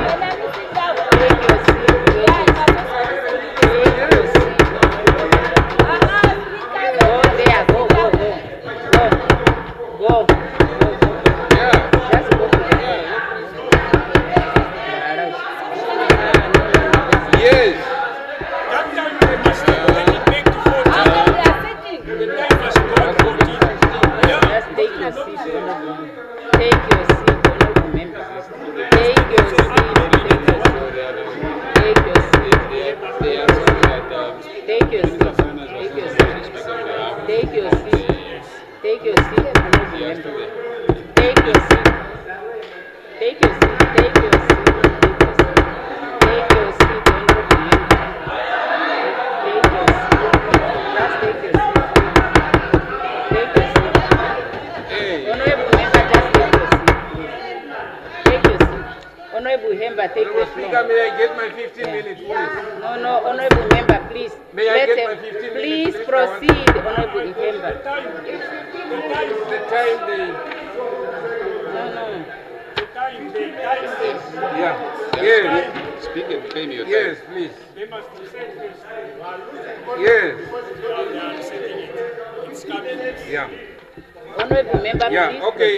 Honorable Speaker, I'm honored to have this opportunity and standing solely on the mandate given to us don't have the floor. by the people who brought us here.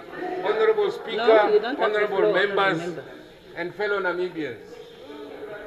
I rise today as I raised with both concern and I must confess with a heavy dose of disbelief Honorable member, you have the floor. at the proposal to place an upstream petroleum unit directly under the presidency. Now, on paper, it sounds neat, centralized, efficient, powerful. The kind of proposal that arrives with glossy language, impressive diagrams, and promises of streamlined decision-making. But in reality, it sounds rather like putting a key of the chicken coop in the hands of a fox, and then politely asking everyone to trust the process. And perhaps we might even be asked to applaud while doing so. Honorable Speaker, we must say it clearly, firmly, without any diplomatic confusion. Let's allow the member, please, honorable members. No, let's allow the member to speak. I cannot agree, really, because we are not making any progress on the order. Honorable members, let the Honorable Ihemba continue. Yeah, it's the rule of the House. We have only one person that have spoken today. No. Honorable member, let the member please continue. Why do they want when the professor... Yeah. Honorable members, can you... Honorable Nampanda, please take your seat. No. Honorable Nampanda, please continue. Okay. Yeah. Please. Honorable No. Speaker, please, honorable members, we must let's allow say the clearly, firmly... No, it's okay. Let's allow the member to finish. Without any diplomatic confusion. This arrangement must be rejected in the strongest possible terms. Not because we oppose development, not because we oppose investment, not because we oppose efficiency, but because we understand the importance of institutions. No, you are on the list here. And history, let's allow the people to both that of our own and of many countries blessed with natural resources, has taught us one single lesson. When you concentrate oil power too close to political power, accountability starts packing its bags and quickly leaves through the back door. The oil industry is unlike many other sectors. It is not simply about drilling wells. It is not simply about issuing licenses. It is not simply about attracting investors. It is about controlling access to billions of Namibian dollars in international wealth. It is about determining who receives exploration rights, who receives production rights, who negotiates contracts, who supervises compliance, and who monitors revenues, and ultimately, who exercises influence over resources that belongs not to government, not to political parties, not to individuals, but to the people of Namibia. That is why strong democracies deliberately separate political authority from technical and regulatory authority. That separation of power is not inconvenience. It is safeguard. It is protective wall built to ensure that public resources remain public resources. Because once that wall begins to crumble, restoration public trust becomes extraordinarily difficult. We are told placing upstream petroleum unit under the presidency will improve efficiency. Dear members, efficiency. That beautiful word appears whenever government wish to centralize power. Everything becomes more efficient, everything becomes faster, everything becomes more coordinated. But efficiency without oversight is not necessarily good governance. In fact, efficiency without oversight can become extraordinarily efficient way of making extraordinarily big mistakes. After all, if a vehicle is speeding into a wrong direction, making it travel faster does not solve the problem. It simply ensures that disaster arrives well ahead of schedule. We are also told that this proposal will improve strategic coordination. Now, Honorable Speaker, coordination is indeed important. Nobody disputes that. But coordination without transparency quickly raises another question. Coordination of what? Coordination by whom? And for whose benefit? Because the public is not asking whether government institution can coordinate. The public is asking whether government institution can be held accountable. Those are two very different questions. One concern is power and the other one concerns responsibility. And if we focus only on power, neglecting the second one, we create an imbalance that no democracy should welcome. Honorable Speaker, natural resources have transformed nations, but they have also destroyed the nations. The difference has really been the resource itself. The difference has almost always been the quality of institution governing that resources.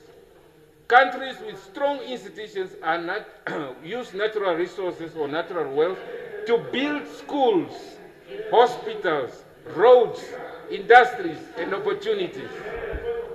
No, honorable members, allow the member to finish. Honorable member.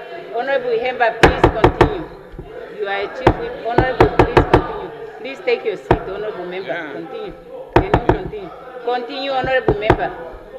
Honorable member, should I give the floor to another person? Take your seat, honorable member.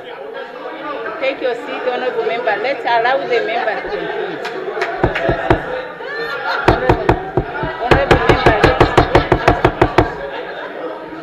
Honorable member, take your seat. Take your seat. Mara, you are also disrespecting me. So you want now to enforce the rule, but you don't want to comply with the presiding officer. No, sit down. Sit down.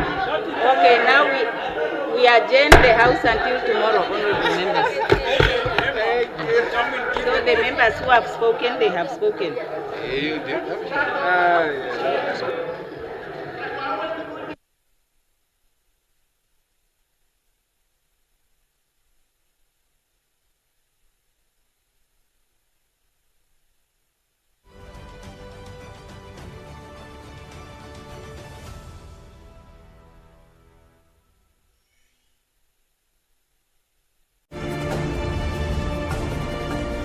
This is NBC1.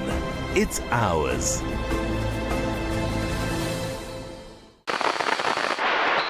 Happy 35th birthday, NBC. It's ours.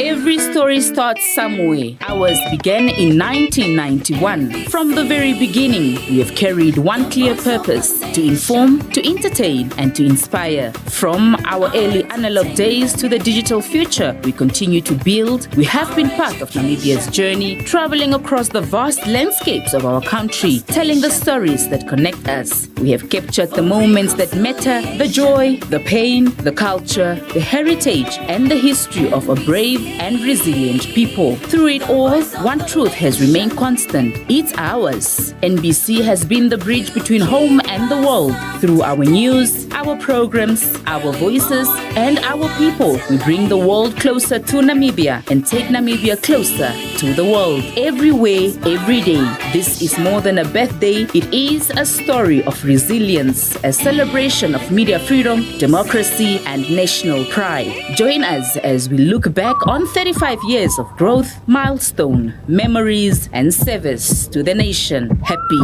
35th birthday, NBC. It's ours.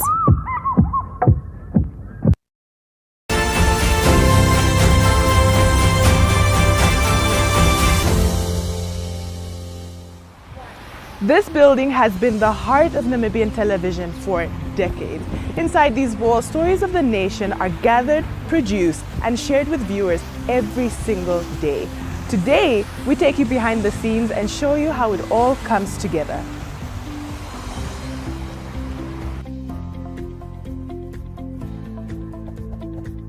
The newsroom is the engine of NBC. This is where journalists, producers, editors work around the clock to bring you the latest news, locally, regionally, across the continent, and beyond. A typical day in the newsroom, it means the newsroom will be empty on that day.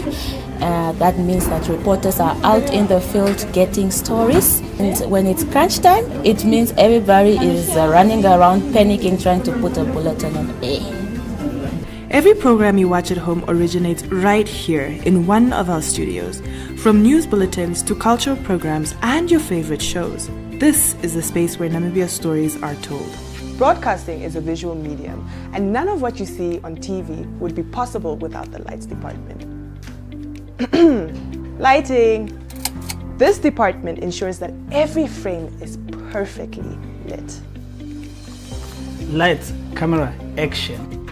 Lighting department is a department where we are exposed to different environment, where a lighting engineer is expected to be creative in both sections, which is outdoors and indoors. Thank you. Every image you see on NBC passes through a lens, and behind that lens is a camera operator who has spent years perfecting their craft.